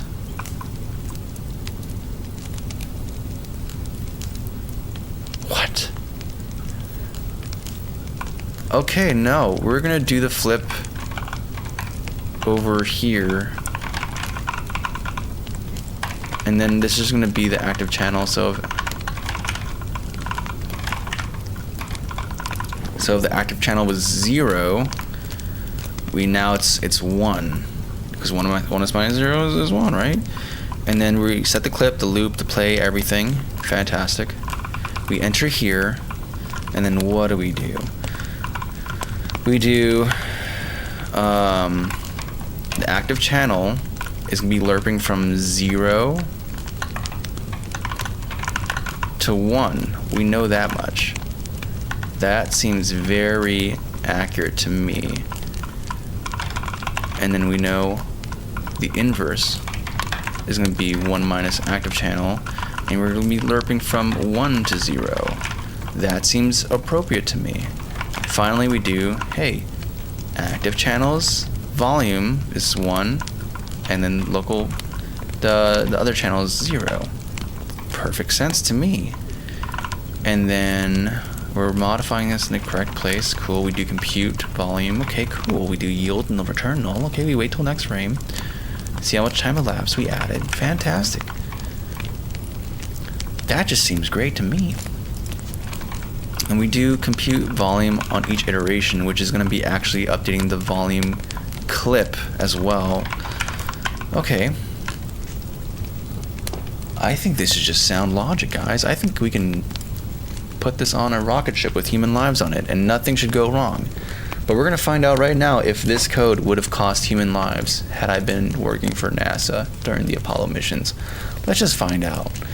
Does it take smoothly transition? Yes! We didn't kill no astronauts, guys. We didn't kill no astronauts. We're living, baby. We're living. Heck yeah, dude. Heck yeah. Oh yeah, brother.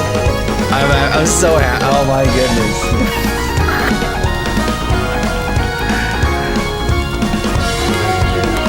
Oh my goodness, dude. Dude, I actually feel a little emotional for this. I'm not gonna lie, man. Ignore the object calling system being broken. But yeah, the object calling system, don't worry about that. It's broken right now. We'll fix it. We'll fix it eventually. I'll get to work on it in a second. Oh, dude. What a way to end the stream, dude.